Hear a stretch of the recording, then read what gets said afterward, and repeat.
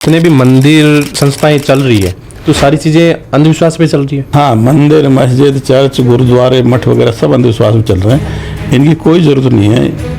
जितने धर्म ग्रंथ हैं इनकी भी कोई जरूरत नहीं। समाज की इसमें मान्यता है कि पाठ पूजा ये करवाई जाती है तो घर में शुद्धि होती है, शांति रहती है। ये सब अंधविश्वास वाली बातें हैं, इसमें कुछ भी नहीं फर्क पड़ता। मेहनत से कमा करना पड़ेगा, इससे कोई नहीं तो लाभ मिलता। देखो, सभी धर्मों में अंधविश्वास है। ईश्वर, अल्लाह, गॉड, वाहेगुरु या जन्नत जन्नम या स्वर्ग नरक या भूत प्रेत जिन वगैरह ऐसा कुछ होता ही नहीं है। अब हिंदुओं में तो ब्रह्मा जी कह दिया, इस्लाम में अल्लाह के लिए कह दिया, किसी ने गॉड के लिए कह दिया। अब उनकी कोई समानता भी नहीं है। अब बताओ, सृष्टि में क्या दो तरह की व्यवस्था हो सकती है? भाई, हिंदू तो जन्म ले रहे हैं, मुसलमान सारे कब्रों में पड़े हैं। फिर अपन देखते हैं कि भाई हज यात्रा में 1,500-2 हज़ार आदमी लू से मर गए। अभी कुंभ के मेले में मर गए, जहाँ उनका पवित्र स्थान है वहीं मर रहे हैं। तो वो मतलब भगवान और देवता कुछ बचाते नहीं, अल्लाह वगैरह कुछ बचाते नहीं है। तो जो अपन को बड़े बड़े महाराज को देखने को मिलते हैं सोशल मीडिया पे, टीवी चैनल्स पे, जो लोगों का फ्यूचर बता रहे हैं, क्या होने वाला है, क्या हो गया, ये सारी चीजें कैसे बता सकते हैं? फिर वो जो दूसरे का भविष्य बताते हैं, वो खुद का भविष्य नहीं बता पाते। अब जैसे मान लीजिए पहलगाम में घटना घटी, किसी ने नहीं बताया कि भैया इस तरह घटना घटने वाली है। और अगर ऐसे हैं तो इनको तो सीमा पे ले जाकर के पाकिस्तान की मतलब सेना क्या क्या काम करे उसको पूछवा लो। अभी हम लेटेस्ट में अगर देखें प्रेमानंद जी वृंदावन से, उनका कहना है कि अगर आप राधा राधा का जप करते हैं तो आपके सारे दुख पाप सब मिट जाएंगे। एक तो मैं ये कहता हूँ, पाप पुण्य जैसा कुछ होता ही नहीं। या तो आपराधिक कृत्य होते हैं या सामान्य कृत्य होते हैं। ये सब आदमी है, भगवान जैसा कुछ भी नहीं है। और ऐसे कहने से भी किसी का नाम रटने से कोई फर्क नहीं पड़ता। चाहे आप अल्लाह का नाम जप करो, चाहे आप राम का जप करो, चाहे राधा का जप करो, चाहे वाहेगुरु का जप करो, इससे कोई फर्क नहीं पड़ने वाला। चलो यहाँ तक भी ठीक है, लेकिन हमने आंखों चीजें देखी है, जैसे मंदिरों में, बहुत सारे मंदिरों में पूजा होती है, भैरव जी, बालाजी, ऐसे अलग अलग माताएं, ये सारी चीजें भरते हैं, उनमें आते हैं।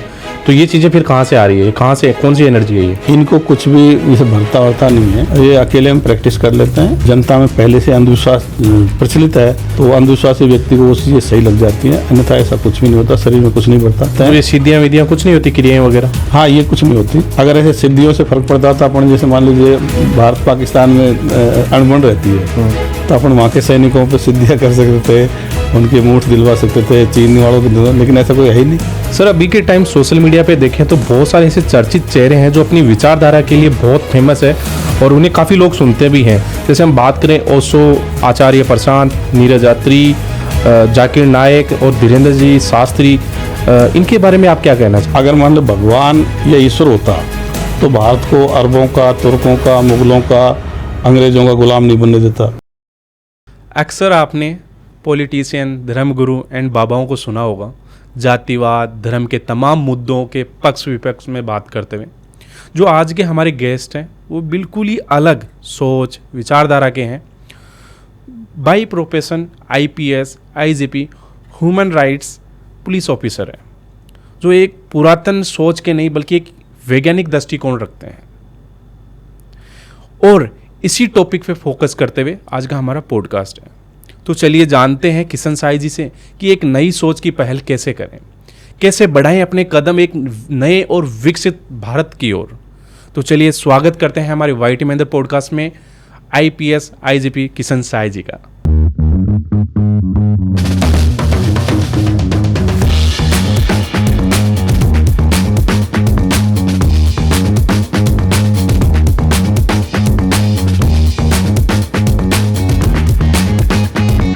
स्वागत है सर आपका आज। धन्यवाद आपकी टीम को, सबको नमस्ते। और जो आगे चल के इस पॉडकास्ट को सुनेंगे और देखेंगे उन सबको भी एडवांस से मेरी तरफ से नमस्कार। साथियों में किशन सहाय IPS IGP मानवाधिकार पुलिस मुख्यालय जयपुर राजस्थान। मोबाइल नंबर है 94 609 28 737।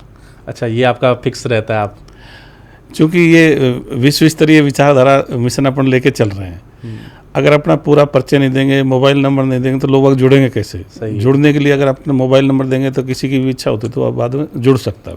नहीं, सही है। किसी के मन में कुछ भी डाउट है तो वो आपसे बात कर सकते हैं। हाँ, बात कर सकता है। कोई जिस पॉडकास्ट में कोई क्वेश्चन है वो कर सकता है, जुड़ भी सकता है आगे के लिए। जो अगर अपने से जो इम्प्रेस्ड होता है या सहमत होता है तो जुड़ भी सकता है। जी, तो बहुत लोगों को आपके जो स्टेटमेंट है वो पसंद भी आते हैं, कुछ को पसंद नहीं आते, कुछ अलग, वो थोड़ा सा गैप रहता है उनके बीच में। तो आज हम शुरू से शुरू करते हैं। ये कैसे आपकी विचारधारा हुई, आपकी जर्नी कैसे रही है इससे? आपकी पुलिस से पहले आपने क्या लाइफ थी और उसके बाद में आपने क्या लाइफ में चेंजेस हुए हैं, तो एक बार शॉर्ट के अंदर आपकी जर्नी एक बार आप ऑडियंस को बताइए। साथियों, वैसे तो मेरा तो क्या सभी गांवों से, सभी कस्बों से, सभी शहरों से जो पूरा लगाव है, पूरे भारत में हर राज्य से भी उतना ही लगाव है। और चूँकि अपन मानवतावादी विश्व समाज विचारधारा मिशन को लेकर चल रहे हैं, तो मतलब अपन ने पूरे वर्ल्ड को, मतलब पूरी मानव सभ्यता को ही अपना समाज मान रखा है। लेकिन मेरा जन्म मतलब छोटा सा गांव है अमरपुर, तहसील लक्ष्मणगढ़, जिला अलवर, राजस्थान में, वहाँ जन्म हुआ। और स्कूलिंग मेरी जो थी तो वो भी आसपास के जो नज़दीक की स्कूल थी। हमारे गांव में तो स्कूल पहले थी नहीं, तो मेरी स्कूल मतलब 2 किलोमीटर से लेकर के 8-10 किलोमीटर दूर तक रही थी। और उसमें तो मैं पैदल ही जाता था, क्योंकि उस समय आर्थिक स्थिति बिल्कुल कमज़ोर भी थी। इस साइकिल वगैरह खरीदने की स्थिति में भी घर वाले नहीं थे। और मेरा कोई ज़्यादा खर्चा भी नहीं आता था। मतलब मैं 8वीं तक पढ़ाई करी तो मेरा मुश्किल से 30-40 रुपये खर्चा आता होगा साल भर का, बस इतना ही। और हाँ, और अभी तो लाखों में जा रहा है।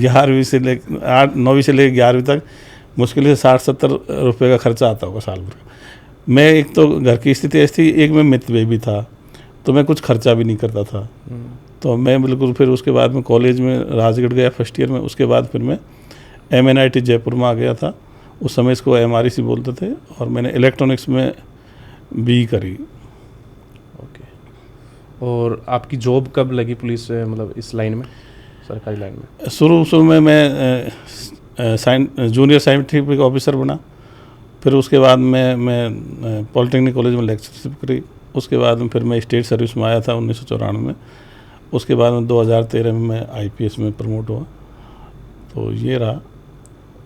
और आप अभी IPS IGP की पोस्ट पे हैं? अभी मैं हाँ, महानिरीक्षक पुलिस, मानवाधिकार, पुलिस मुख्यालय जयपुर, राजस्थान पदस्थापित। सर, जैसा कि आपने बताया कि घर की आर्थिक स्थिति भी सही नहीं थी और शुरू से आप पैदल ही स्कूल जाते थे, तो फिर आपने जैसे ये UPSC की तैयारी ही क्यों सेलेक्ट की? और भी बहुत सारे ऑप्शन थे आपके पास, और घर वालों ने भी मतलब आपको इसी फील्ड के लिए इंटरेस्ट, मतलब मोटिवेट किया, या आपका इंटरेस्ट था इसमें?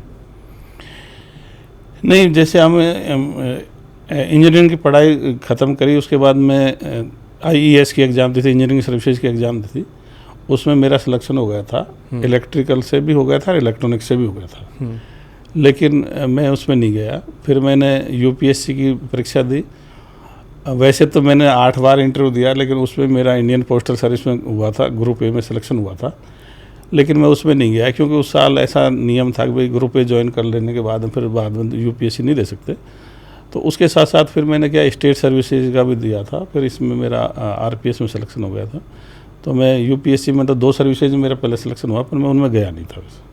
नहीं, 8 बार इंटरव्यू दिया, ये अपने आप में बहुत बड़ी बात है, क्योंकि आजकल हम देखते हैं युवा 2 बार या 3 बार में हिम्मत हार जाते हैं और वापस U-टर्न मार लेते हैं।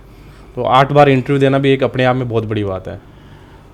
हाँ, वो मेरा मतलब एक तो क्या कि GK ठीक था मुझे, उसमें और भी प्रॉपर मैं सेलेक्ट नहीं हो पाया। उसमें क्या इंटरव्यू वगैरह थी जो इंग्लिश में होती थी, इससे मुझे हर्डल पैदा होता, क्योंकि इंग्लिश मेरी वैसे बोलने में कमज़ोर थी। क्योंकि इंजीनियरिंग की पढ़ाई थी, वो लिखने में तो ठीक थी, लेकिन जो इंटरव्यू में मैं जाता था तो वो इंग्लिश में क्वेश्चन करते, वो थोड़े लंबे लंबे क्वेश्चन करके फिर पूछते थे। और मैं क्या कि सिर्फ अंग्रेजी क्या, मैं तो हिंदी भी इतनी पूरी नहीं बोलता था। मैं तो गाँव की भाषा ही बोलता था पहले। लिखने को तो उत्तर अंग्रेजी हिंदी में लिखते थे, लेकिन बोलने में मेरे को गाँव की भाषा मतलब आती थी ढंग से। तो ये मुझे थोड़ा नुकसान हुआ। तो उसमें फिर मेरा प्रॉपर वगैरह में सिलेक्शन नहीं होगा, उसमें मतलब इंडियन पोस्टल सर्विस में सिलेक्शन हुआ। ओके। अभी तक आपने कितनी जगह पोस्टिंग हो गई होगी आपकी, मतलब कहाँ कहाँ जॉब कर लिया आपने? इस लगभग 2 साल में मतलब पोस्टिंग चेंज हो जाती है, तो काफ़ी जगह पर मैंने पोस्टिंग है। अभी तो पिछले 8-10 साल से तो मैं पुलिस हेडक्वार्टर में ही हूँ। बीच में 6 महीने में DIG जेल में लगा था। अन्यथा तो पुलिस हेडक्वार्टर में SP के रूप में, फिर DIG के रूप में, फिर IG के रूप में। कौन सी जेल में थे आप? मैं DIG जयपुर में था। इसमें क्या जेल विभाग में राजस्थान में 3 जगह DIG की पोस्ट है, जयपुर, जोधपुर और उदयपुर। तो मैं जयपुर उसमें था। तो फेवरेट पोजीशन कौन सी रही, कौन सी सिटी आपकी फेवरेट रही अभी तक? सिटी जैसा तो मुझे तो सब जगह एक जैसा ही लगता है। मेरा यह है कि भाई अपन को तो काम करना है, तो काम के हिसाब से सब जगह जनता की वही आशाएं होती हैं, कोई ऐसे अलग अलग तरह की रहते नहीं है। तो जैसे फील्ड में पोस्टिंग रही तो उसमें अपनी जनता से ज़्यादा जुड़े रहे, फिर ऑफिस में रही तो जनता से मतलब कम जुड़ाव रहा। अच्छा, आपने बताया कि आप जेल में भी आपकी ड्यूटी रही है, तो कौन से सिटी में रही है आपकी अभी? मैं DIG जयपुर रहा। इसके अंतर्गत भरतपुर और जयपुर संभाग आता है। और इसमें मतलब वैसे क्या जेल विभाग में एक तरह से 2-3 विभाग सम्मिलित होकर इसमें करते हैं। जेल में तो जेल विभाग के अधिकारी तो होते ही हैं, इसमें बाहरी सुरक्षा है वो RSC के हाथ में रहती है। और जो बड़े अधिकारी हैं जैसे DG जेल है, IG जेल है, DIG, तक वहाँ तक क्या है कि IPS अधिकारी को भी लगाते हैं। तो इसमें 3 तरह के अधिकारी, कई बार RS को भी मतलब सुपरिंटेंडेंट जेल वगैरह लगा देते हैं। विभिन्न दूसरे पुलिस के जैसे CI को, डिप्टी SP को, उनको भी लगा देते हैं। तो इसमें काफ़ी मतलब उस तरह का मिक्स टाइप का ऐसा रहता है। तो राजस्थान में मेन जेल जयपुर, उदयपुर, जोधपुर, ये 3 है? हाँ, ये है, बीकानेर है, जो संभाग स्तर पे हैं वो मतलब सेंट्रल जेल वगैरह। अपनी सबसे बड़ी तो जोधपुर ही है राजस्थान में? सबसे बड़ी जयपुर है। अच्छा, जयपुर है। हाँ। ओके, तो जैसे आपने जेल में ड्यूटी की तो कितने साल तक किया आपने जेल के अंदर? जेल विभाग में तो मैं 6-7 महीने रहा था। लेकिन इसमें क्या है कि ये जैसे बहुत सारे लोग बात देखते हैं, मूवी में भी जेल में दिखाते हैं कि भाई किस तरह का वो रहता है, तो ये वाकई में सही है कि उसमें राइवलरी रहती है बदमाशों के बीच में। क्योंकि हम मूवीज़ में देखते हैं अंदर भी, बाहर की तरह अंदर भी लड़ते रहते हैं, या अंदर का क्या माहौल रहता है। पैसे कमाने के लिए वहाँ काम करना पड़ता है या गटर साफ करने पड़ते हैं। यहाँ तक सुना है कि बहुत गंदे गंदे काम भी मतलब करवाए जाते हैं अंदर। हाँ, इसमें क्या जो सजा याफ्ता टाइप के मुलजिम होते हैं वो लंबरदार वगैरह हो जाते हैं, वो उनके मार्फत मतलब वो व्यवस्था को संभालते हैं भीतरवाड़ी को। अच्छा, अब रही बात जैसे करप्शन की, तो करप्शन तो क्या जैसे सभी जगह है, वो तो मतलब अपने सिर्फ जेल को अलग से नहीं देख सकते। जब मान लीजिए इंजीनियरिंग लाइन में जैसे मान लीजिए JNN करप्शन करें, जब राजनीति में करप्शन हो, जब अन्य अधिकारी करप्शन करें, पुलिस में करप्शन हो, चाहे और जगह करप्शन होगा, तो फिर जेल उससे अछूता नहीं रह सकता। तो इसलिए जैसे वो तो जीवन के हर क्षेत्र में, जेल में भी अपने लोग बाग कर्मचारी अधिकारी हैं, जिस समाज से वो आ रहे हैं, दूसरे आ रहे हैं, वैसे वो आ रहे हैं। इसलिए करप्शन का मामला तो सिर्फ जेल नहीं, सब विभागों में इस तरह से करप्शन जेल में भी है। ओके, जैसे अपने जोधपुर वाली जेल के अंदर आसाराम जी बापू वहीं थे शायद, तो कभी जाना हुआ उधर आपका उस टाइम? जोधपुर जेल क्योंकि मेरे उसमें नहीं आते, मेरा अधिकार क्षेत्र में नहीं थी, तो वहाँ तो मैं नहीं गया। तो हम नॉर्मली देखें कानून की नज़र में जो कैदी होते हैं VIPs या नॉर्मल, उनको सेम कैदी की तरह ही बर्ताव किया जाता है या कुछ VIP ट्रीटमेंट भी देखने को मिलता है वहाँ पे? वैसे तो कानून की नज़र में सब एक ही रहता है, लेकिन जैसे कई बार थोड़ा फेमस या बाहर मतलब जो चर्चित कोई व्यक्ति जाता है, तो अभी उसकी मान ली सुरक्षा को खतरा हो, तो उस हिसाब से देखते हैं। कई बार ऐसे डॉक्टर, उसको कोई बीमारी होती है तो डॉक्टर वगैरह से भी लिखवा देते हैं, तो उस तरह से उनको वहाँ भर्ती, छोटे मोटे मतलब ट्रीटमेंट का भी व्यवस्था रहती है। तो कई कारण वगैरह उसमें होते हैं। कई बार मतलब ज़्यादा ऐसा होता है तो उसको रेफ़र भी कर देते हैं, तो हॉस्पिटल में आके भर्ती हो जाते हैं।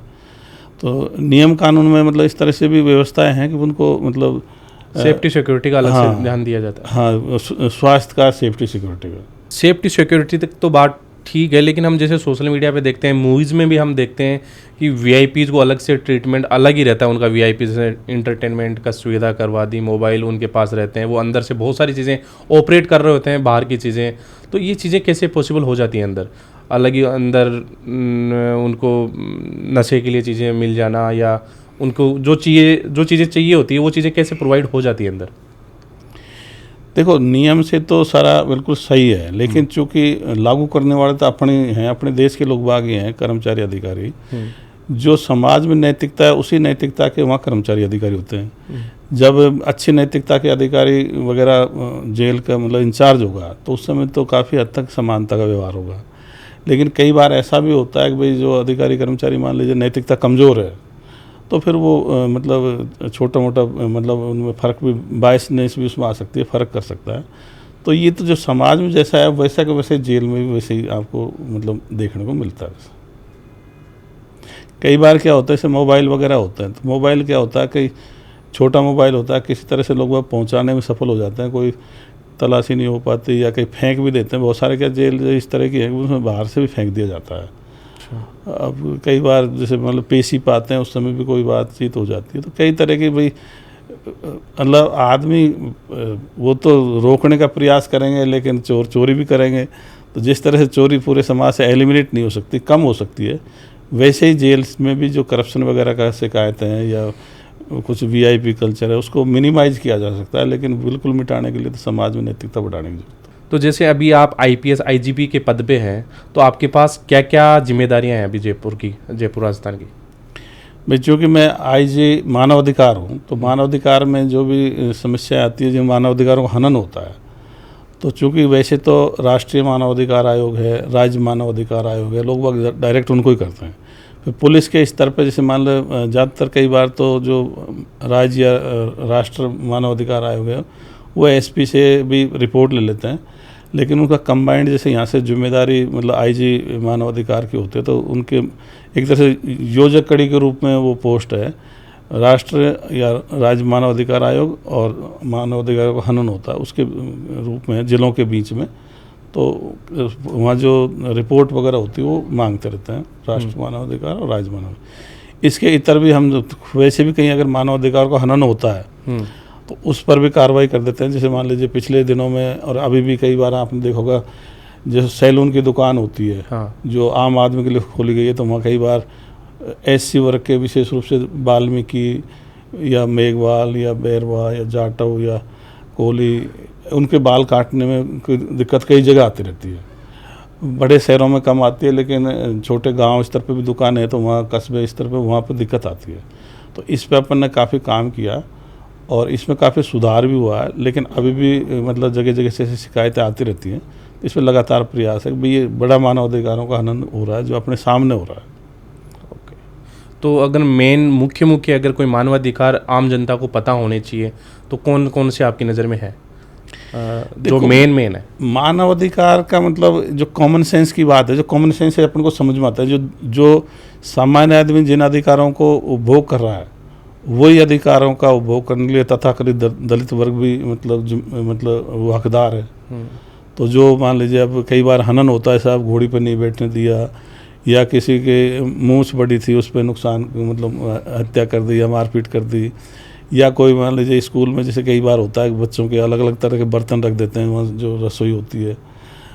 तो इस तरह से मानवाधिकारों को हनन एक सामान्य आदमी की समझ में आ जाती है। जो और आदमी जो सामान्य लोगों को जो अधिकार हैं उनसे जो वंचित करते हैं, तो फिर पता लग जाता है भाई ये अधिकारों को जो सामान्य आदमी को होने चाहिए उनको भी होने चाहिए। तो ऐसे कंडीशन में आप कैसे उन चीज़ों से निपटते हैं, क्या तरीका क्या है, कैसे हैंडल करते हैं? अब तो काफ़ी हो गया, जैसे कई बार इस तरह की शिकायत आती है, साहब जैसे घोड़ी पे बिदोरी नहीं निकल देंगे, दूल्हे को नहीं चढ़ने देंगे, तो वहाँ अब एसपी स्तर के अधिकारी भी चले जाते हैं, जिला एसपी भी। और लगभग ऐसा कई जगह ऐसा आता है कि फिर भी कोई अड़चन आती तो पुलिस वाले लाठीचार्ज भी कर देते हैं, अरेस्ट भी कर लेते हैं, पहले पाबंदी भी कर देते हैं। लेकिन पुलिस के जाने के बाद तो लगभग वो सफल हो ही जाते हैं, मतलब उनको कोई दिक्कत नहीं आती। इसमें भी थोड़े चालाकी क्या कर लेते हैं कुछ लोग कि धार्मिक स्थल का नाम लेकर के वहाँ उतरवा देते हैं, तो उनके मतलब थोड़ा उसका फ़ायदा भी, अरे ये तो मंदिर मस्जिद कुछ आ गया इसके सामने तो उतरना ही पड़ेगा, तो वो इस तरह की चालाकी करते हैं। लेकिन पुलिस के मतलब इंटरफेरेंस के बाद या पुलिस के इन्वॉल्वमेंट के बाद में तो मानवाधिकारों का नहीं हो पाता। जैसा कि आपने बताया कि जहाँ अगर मानवाधिकार का उल्लंघन हो रहा है वहाँ पुलिस जाती है, चलो लाठीचार्ज कर लेती है और उनको वो चीज़ें सेफ हो जाती है। लेकिन बहुत सारी जगह ऐसे देखने को मिलता है कि पुलिस के द्वारा ही मानवाधिकारों का हनन हो रहा है, वहाँ पे भी जाती ये चीज़ें देखी जाती है, इसकी एफआईआर पहले लिखो, उसके बाद में किसी नीचे वाले की सुनी नहीं जाती, उनकी एफआईआर तक भी नोट नहीं होती। तो इस जगह आपका क्या कहना है, वहाँ पे वो पुलिस की गलती है या वहाँ पे कोई सख्त वाली चीज़ें नहीं हो रही? ये सही है, कई बार ऐसे मौके भी आते हैं कि भाई पुलिस के द्वारा भी मानवाधिकारों का हनन हो जाता है। कई बार जैसे कस्टोडियल में डेथ हो गई, अब वो कई बार आत्महत्या होती है, कई बार बीमारी की वजह से भी होती है, इस तरह की भी शिकायतें आती रहती है, तो उसकी बाकायदा जांच होती है, मजिस्ट्रेट के द्वारा भी जांच की जाती है। तो उसमें पुलिस नहीं करती जांच, मजिस्ट्रेट जांच करता है, जो कि मजिस्ट्रेट तो मतलब स्वतंत्र बॉडी होती है। तो इसलिए ऐसे मामलों में अधिकतर मतलब जांच करवाई जाती है और फिर जैसी स्थिति पाई जाती है उसी के हिसाब से कार्रवाई करते हैं। मतलब अगर ऐसा मौका आता है तो उसमें मुकदमा भी दर्ज होता है और विभागीय कार्रवाई भी होती है। तो इसलिए पुलिस के ऊपर मतलब उसमें कार्रवाई का प्रावधान है। मतलब ऐसा नहीं कि अगर वो हनन करेंगे तो मतलब दिक्कत होगी।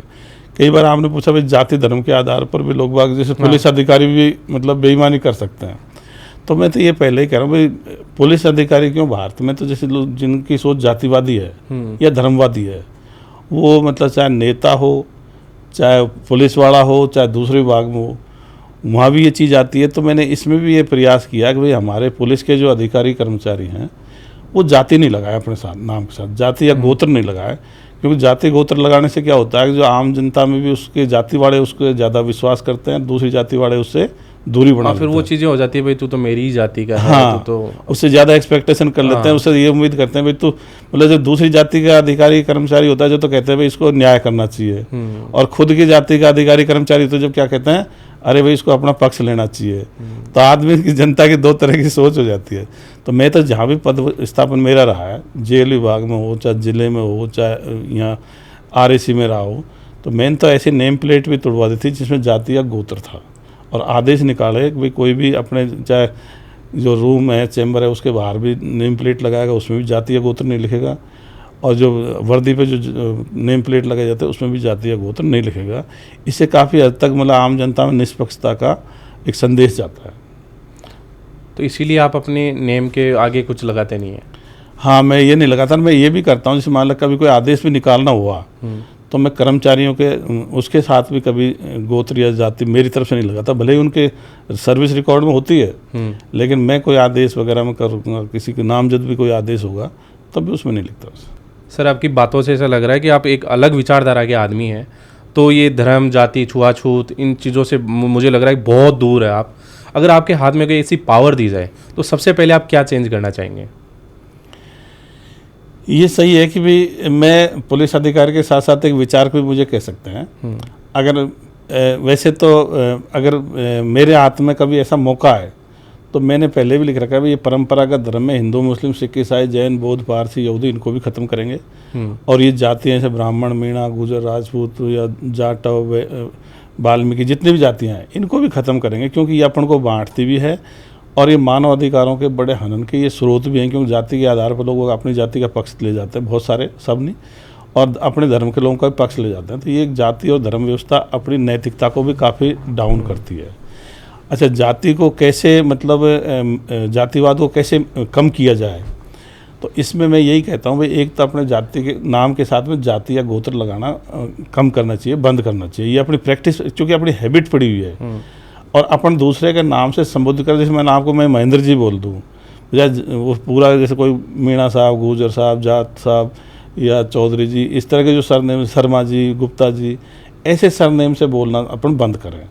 मेरा ये भी सोच है कि जिस तरह से क्लास में रोल नंबर से काम चल जाता है, पुलिस में बेल्ट नंबर से काम चल जाता है, पैरामिलिट्री फोर्स में भी यूनिक नंबर वगैरह होता है, वैसे ही मेरी ये सोच है कि आगे चल के अपन ये नाम व्यवस्था के बजाय भी अगर आधार कार्ड नंबर से जाना जाए तो उससे मतलब धर्म का भी पता नहीं लगेगा, ऊंची नीची जाति का भी पता नहीं लगेगा। तो आगे चल के आधार कार्ड नंबर को अपन बेस बना सकते हैं। इसमें थोड़ा टाइम लग सकता है, लेकिन उससे क्या होगा कि फिर आदमी में बायसनेस कम पड़ जाएगी, भी अगला किस जाति का है, किस धर्म का है, अपन को पता नहीं लगेगा।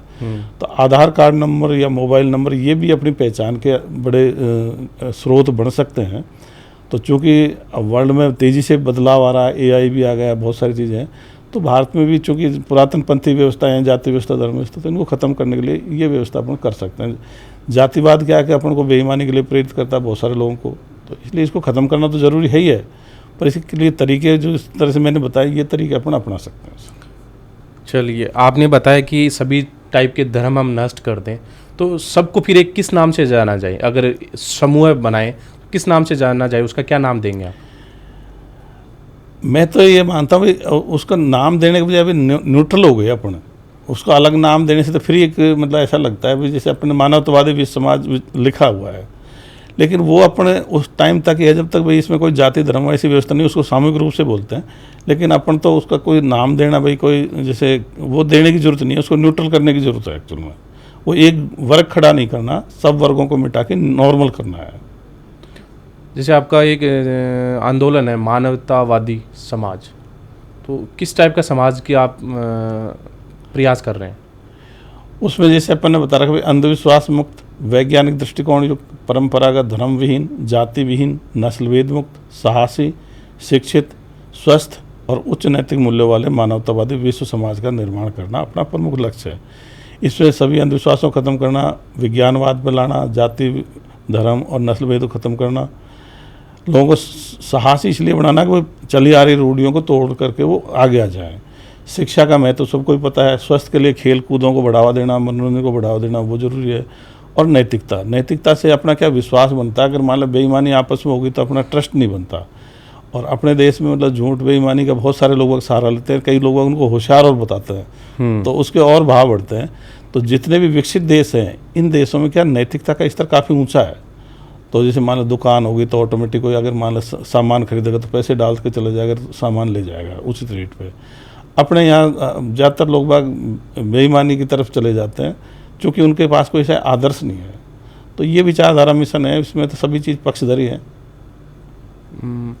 अभी हमने एक लेटेस्ट केस सुनने को मिला, इटावा के अंदर एक शर्मा जी के घर में कोई कथा वचन हो रहे थे, जहाँ पे कथा वचन करने वाले यादव जी थे।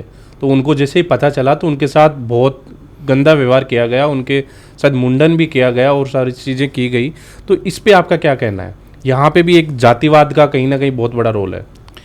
इसमें दो चीज़ हैं, इसमें मतलब अंधविश्वास भी है और जातिवाद भी है। देखो मैं तो ये कहता हूँ भाई जैसे ये कथा वाचन है या तबलीग जमात है, इनकी कोई ज़रूरत नहीं है। अब सब लोग वक्त पढ़े लिखे हैं, किसी को अगर धर्म ग्रंथ पढ़ना है तो खुद पढ़ ले, या मान लो खुद पढ़ा लिखा नहीं तो अपने बच्चे से पढ़वा ले, क्योंकि बच्चे तो सबके ही पढ़ रहे हैं। तो अब ये सुनने वाला जो सिस्टम है इसकी कोई औचित्य नज़र नहीं आ रहा। भाई पढ़ा लिखा, जैसे आप पढ़े लिखे हो महेंद्र जी, अब आपको मैं कोई किताब पढ़ के सुनाऊँ तो आपको कैसे लगेगा? कोई ज़रूरत नहीं है। तो एक तो कथा वाचन है या तबलीगी वगैरह करने की, जैसे मुसलमानों में करते हैं और धर्मों में भी धर्मगुरु वगैरह या मजहबी लोग बोलते हैं वो इस तरह की चीज़ें करते हैं, उनकी कोई ज़रूरत नहीं है। दूसरा इसमें जो जातिवाद, समाज की इसमें मान्यता है कि अगर ये चीज़ें पाठ पूजा ये करवाई जाती है तो घर में शुद्धि होती है, शांति रहती है। तो आपका इस पर क्या कहना है? ये सब अंधविश्वास वाली बातें हैं, इसमें कुछ नहीं फर्क पड़ता। मेहनत से कमा करना पड़ेगा, इससे कोई नहीं तो लाभ मिलता। ये मन का वहम है, क्योंकि बचपन से वो चीज़ें बताई जाती है, परवरिश में डाल रखी हैं।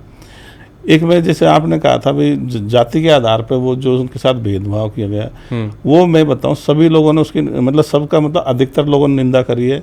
इवन ब्राह्मणों ने भी निंदा करी है। जिन लोगों की नैतिकता बिल्कुल कमज़ोर है, जो बिल्कुल जैसे बेईमानी से ही सोचता है, उन लोगों ने ज़रूर उसका किसी तरह से या इनके प्रकार ने पक्ष लेने का या उसको न्यायोचित ठहराने का प्रयास किया है। नहीं तो अब सब जाति में लोगों की नैतिकता सुधरती जा रही है, चाहे ब्राह्मण हो, चाहे राजपूत हो, चाहे बनिया हो, चाहे जाट हो, चाहे गुजर हो, वो सभी कह रहे हैं भाई ये चीज़ें गलत है। मतलब ब्राह्मणों ने भी, बहुत सारे लोगों ने उसकी आलोचना करी कि ये चीज़ गलत है। तो अब अपने देश में बहुत सारे लोग ऐसे भी आ रहे हैं जो जाति धर्म से ऊंचे उठ करके नैतिकता के आधार पर सोच रहे हैं।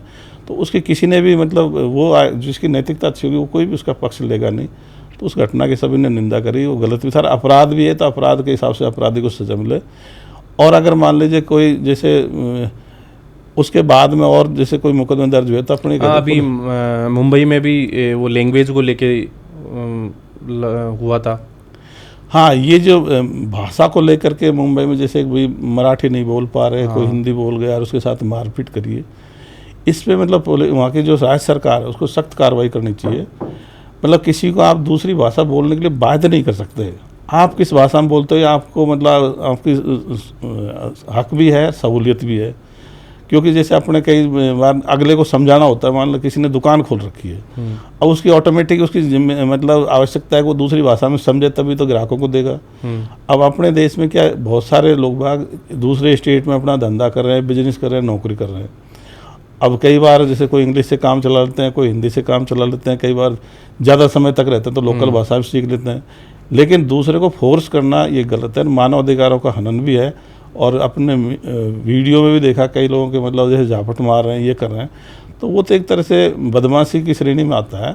और बदमाशों को तो सख्ती से काम लेना चाहिए और उस पर कोई मतलब रियायत की जरूरत नहीं है। ये चाहे महाराष्ट्र में हो, चाहे तमिलनाडु में हो, चाहे राजस्थान में हो, चाहे उत्तर प्रदेश में, जहाँ गलत हो रहा है उस पर सख्ती से राज्य सरकारों की जिम्मेदारी बढ़ती है, उनको कार्रवाई करनी चाहिए। अभी आपने कहा कि ये जितने भी कथा पाठ पूजन होता है ये सब अंधविश्वास है, तो हमारे जो ऋषि मुनि हवन करते आ रहे हैं, पाठ पूजा करते आ रहे हैं, तो उनको आप क्या किस श्रेणी में लेते हो? देखो सभी धर्मों में अंधविश्वास है, हिंदू धर्म में भी है, इस्लाम में भी है, बौद्ध में, सिख में, ईसाई। अपन तो ये कहते हैं भाई ईश्वर, अल्लाह, गॉड, वाहेगुरु या जन्नत जन्नुम या स्वर्ग नरक या भूत प्रेत जिन्न वगैरह, ऐसा कुछ होता ही नहीं है। कुछ नहीं होता? हाँ, ऐसा कुछ भी नहीं होता। ये मतलब आपने कैसे पता किया, इसका क्या प्रूफ है कि कुछ नहीं होता? मतलब कोई प्रूफ है? क्योंकि अभी ये कमेंट आना स्टार्ट हो जाएंगे, किस बेस पे बोल रहे हो आप? प्रूफ तो उसका होता है जो चीज़ होती है। मतलब जो चीज़ नहीं होती उसका तो आपने खंडन कर दिया, नहीं होती तो नहीं है। मतलब कोई चीज़ होती है उसका प्रूफ होता है। जैसे मान लीजिए आज मैं आपसे कहूँ भाई आपके पास 500 रुपये हैं क्या, तो अगर आपके पास नहीं है तो आपने कह दिया मेरे पास नहीं है, तो बस नहीं है। लेकिन अगर आपके पास है तो आप प्रूफ के रूप में उस पैसे को दिखाओगे। इसलिए ईश्वर अल्लाह गॉड था, ये तो क्या प्रूफ भाई उन लोगों ने काल्पनिक कर दिया। और ये आया भी कैसे है, जैसे शुरू में आदमी जिज्ञासु तो रहा है। हाँ। उसने आसमान की तरफ देखा, तारे चंद्रमा सूर्य ये भी देखे, धरती पे पहाड़ जानवर देखे। तो अब ये देखा ये, चूँकि शुरू में इतनी समझ भी नहीं थी, इतना कम्युनिकेशन नहीं था, तो उन्होंने देखा ये कहाँ से आया, तो किसी ने कल्पना कर दिया, किसी ने तो कोई बनाया होगा। अब हिंदुओं में तो ब्रह्मा जी का कह दिया, इस्लाम में अल्लाह के लिए कह दिया, किसी ने गॉड के लिए कह दिया। अब उनकी कोई समानता भी नहीं है। वो वहाँ के लोगों ने जैसे मान लिया हज़रत मोहम्मद ने अपने हिसाब से कह दिया, हिंदू धर्म में अपने हिसाब से लिख दिया, बौद्ध धर्म में अपने हिसाब से लिख दिया, तो उनमें समानता ही नहीं है। अब जैसे इसमें इस्लाम में तो कह दिया भाई कोई भी मर गया तो वो कब्र में पड़ा रहेगा, इस्लाम में, क्रिश्चियन में, यहूदी में। और हिंदू में क्या कह दिया, अगर भाई वो दोबारा जन्म ले लेगा या भूत बन जाएगा या स्वर्ग में चला जाएगा। अब बताओ सृष्टि में क्या दो तरह की व्यवस्था हो सकती है? भाई हिंदू तो जन्म ले रहे हैं, मुसलमान सारे कब्रों में पड़े हैं। ये बात तो सही। तो इसलिए इतने कंट्राडिक्शन है। फिर अपन देखते हैं कि भाई हज यात्रा में 1,500-2 हज़ार आदमी मतलब लू से मर गए, अभी कुंभ के मेले में मर गए। जब भगवान अल्लाह गॉड के वहाँ जहाँ उनका पवित्र स्थान है वहीं मर रहे हैं, अब यात्रा में जाते रहते हैं वहीं मर जाते हैं। तो वो मतलब भगवान और देवता कुछ बचाते नहीं, अल्लाह वगैरह कुछ बचाते नहीं है।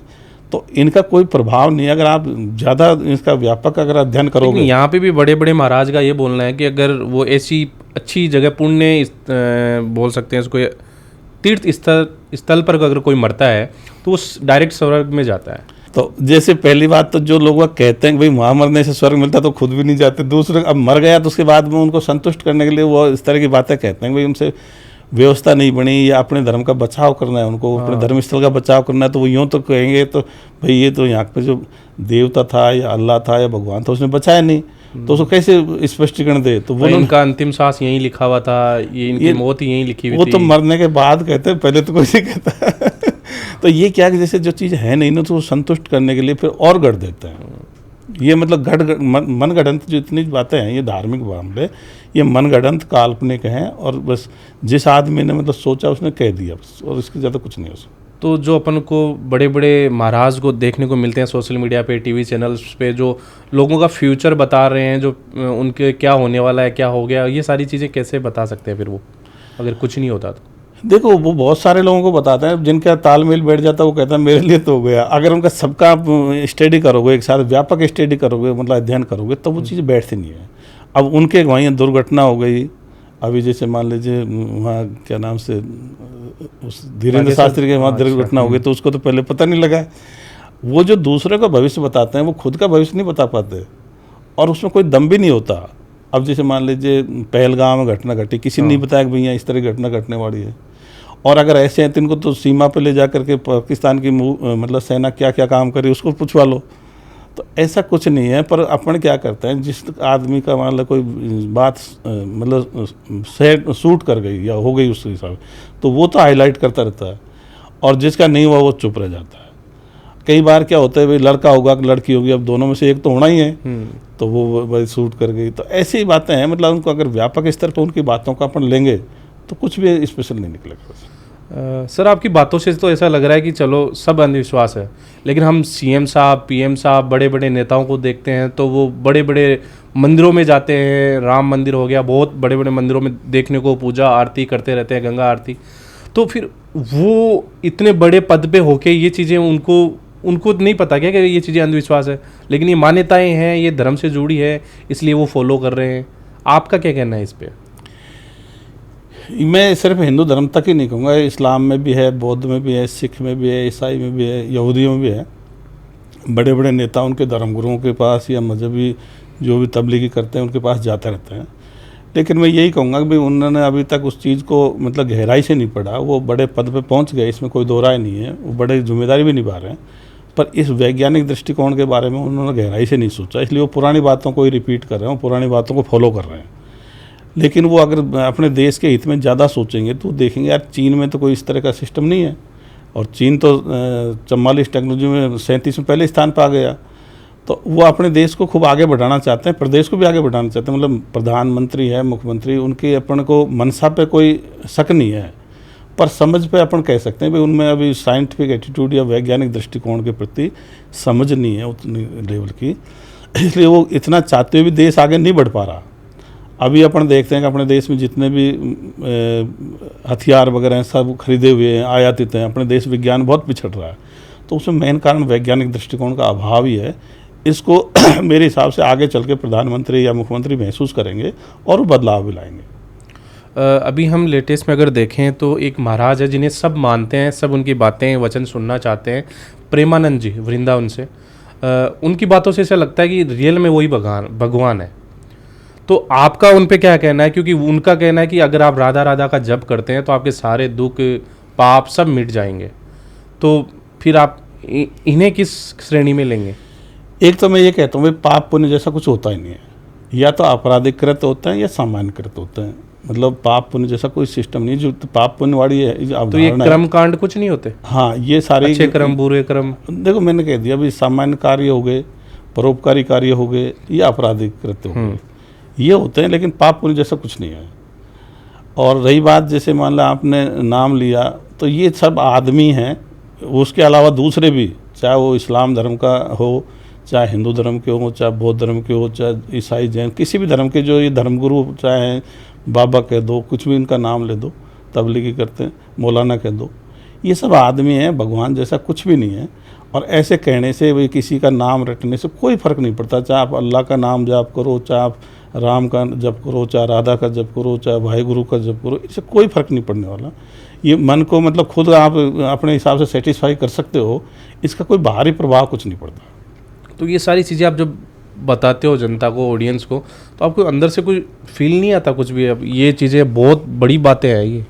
नहीं, मुझे तो आता है भी सामान्य बातें हैं, पर जनता इनको समझने में थोड़ी सी लेट कर रही है, तो इसलिए अब लेकिन जनता को आना पड़ेगा। क्यों? पुरानी बातें तो हज़ारों साल से अपनी ये मानते आ रहे हैं। अगर मान लो भगवान या ईश्वर होता तो भारत को अरबों का, तुर्कों का, मुग़लों का, अंग्रेज़ों का गुलाम नहीं बनने देता। और मान लीजिए अल्लाह या वाहेगुरु या भगवान ईश्वर होता तो अपन को अंग्रेज़ों को गुलाम नहीं बनने देता। इसका मतलब ये होते तो इनका कोई प्रभाव तो होता, लेकिन कोई प्रभाव तो पड़ा ही नहीं। तो ये सिर्फ मानते जा रहे हैं, मानते भी जाओ, इससे और मतलब 1000 पीढ़ी तक मान लो, लेकिन कोई फ़र्क पहले भी नहीं पड़ा। पहले भी धर्मस्थलों को खूब तोड़ा गया, कोई उन्होंने जोर नहीं किया।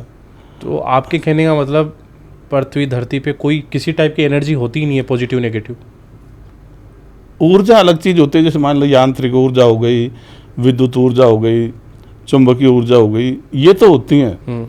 लेकिन ईश्वर अल्लाह गॉड जैसी कोई काल्पनिक ये जैसे बातें ऐसी कुछ नहीं होती। वैसे कुछ नहीं होता? हाँ, ऐसा कुछ भी नहीं है।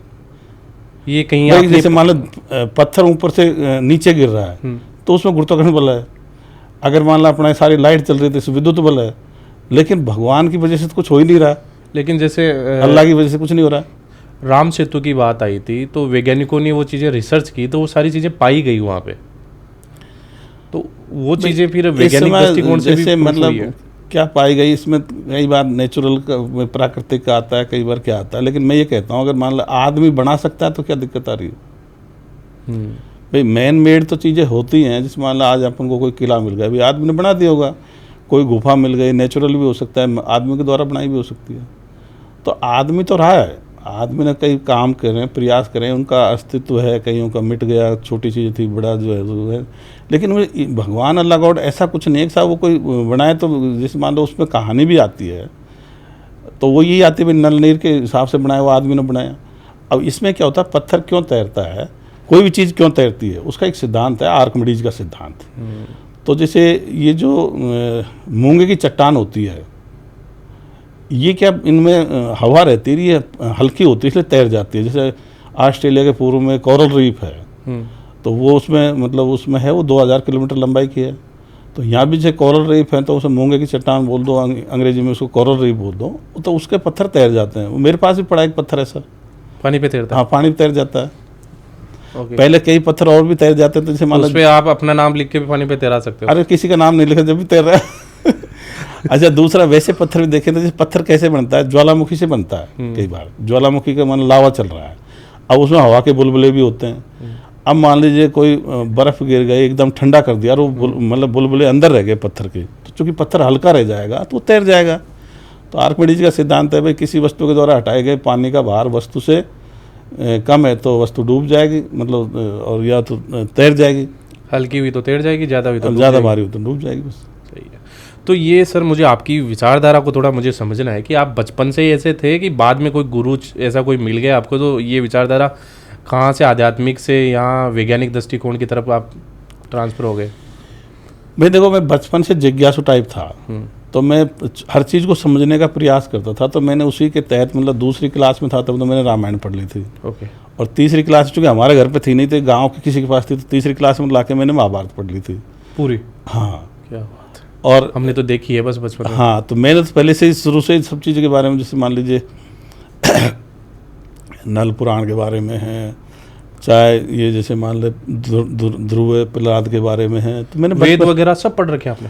वेद की जानकारी है मुझे, तो मैंने क्या सभी को पहले से ही पढ़ लिया। फिर मैं कॉलेज स्तर पर आया, तो चूंकि मैं पढ़ने के बाद अपना भी दिमाग लगाता, तो खुद का दिमाग भी यूज किया। फिर वो थोड़ा बहुत इस्लाम के बारे में भी कॉलेज स्तर पर आए तो पता लगा। तो मैं कॉलेज स्तर पर आते आते मैं इस निष्कर्ष पर आ गया था कि भाई जैसे राम कृष्ण वगैरह ये पूर्वज रहे होंगे, लेकिन मर गए, अब मरने के बाद कुछ नहीं कर सकते। और ईश्वर अल्लाह गॉड वगैरह ये क्या है कि ये कल्पना है, और कल्पना कुछ नहीं कर सकते। तो आप मंदिर वगैरह नहीं जाते कभी भी? मैं तो मंदिर, मस्जिद, चर्च, गुरुद्वारा, मठ वगैरह कहीं नहीं जाता। और अगर घर में कोई प्रवेश हो तो ये ब्राह्मण पूजा वगैरह, ग्रह नक्षत्र, ये वास्तु वगैरह कुछ नहीं मानते? मैंने देखो घर बनवाया था ना, जब मैंने तो किसी से पूछा नहीं। मेरे पास पैसे थे, जब बुलाया मिस्त्री को बुलाया, उससे पूछ लिया, उससे करा लिया, कुछ भी नहीं किया। गृह प्रवेश वैसे कुछ किया ही नहीं, मुझे कुछ जरूरत महसूस नहीं होती। आप ही नहीं मानते, आपकी पूरी फैमिली नहीं मानती? मेरे परिवार में तो मतलब बच्चे नहीं मानते इसको। और मेरे से, मैं सिर्फ बच्चों की बात नहीं है, मेरे से क्या राजस्थान कोई 12-13 स्टेट के लोग जुड़े हुए हैं, काफ़ी लाखों लोग जुड़े हुए हैं।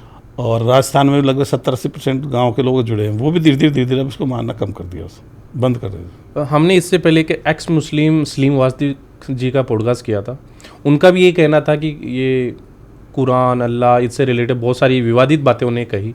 तो उनसे आप एग्री हैं फिर?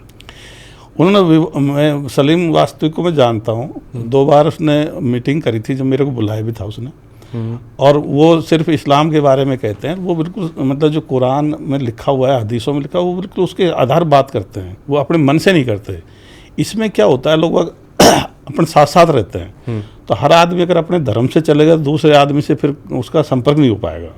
इसलिए आदमी क्या करते हैं, सभी अपने धर्म की बातों को छोड़ करके और स्वभाव सिद्धांत से अपन एक साथ काम कर लेते हैं। तो अगर धर्म के आधार पर चलोगे तो फिर वो उसका तालमेल नहीं बैठ पाएगा।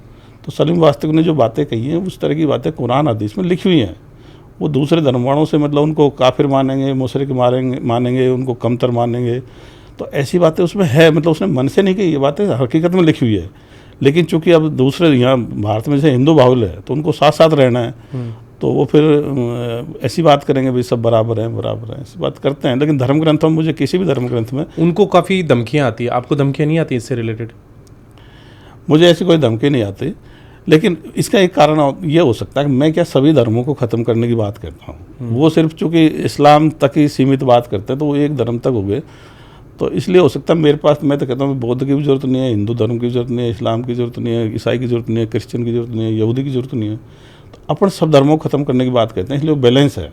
तो सर आपके कहने का मतलब है जो हम इतने सालों से मानते आ रहे हैं, रामायण, महाभारत, बाइबल, कुरान एंड बहुत सारी सभी धर्मों की अपनी अपनी बुक्स है, उसमें पूरा ग्रंथ लिखे हुए हैं, वेद है, तो ये सारी चीज़ें इंसानों की बनाई हुई है और इंसानों की कहानियाँ है?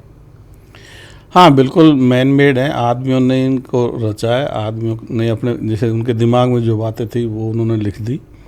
चूँकि पहले इतना वैज्ञानिक दृष्टिकोण नहीं था, विज्ञानवाद नहीं था, इसलिए उन्होंने अंधविश्वास को प्रमुख मुद्दा बनाकर। नहीं, जैसे हमने अभी तक पढ़ा है, जैसे हमारे जो ऋषि मुनि जो बड़े हुए हैं वो एक तरह के वैज्ञानिक ही थे।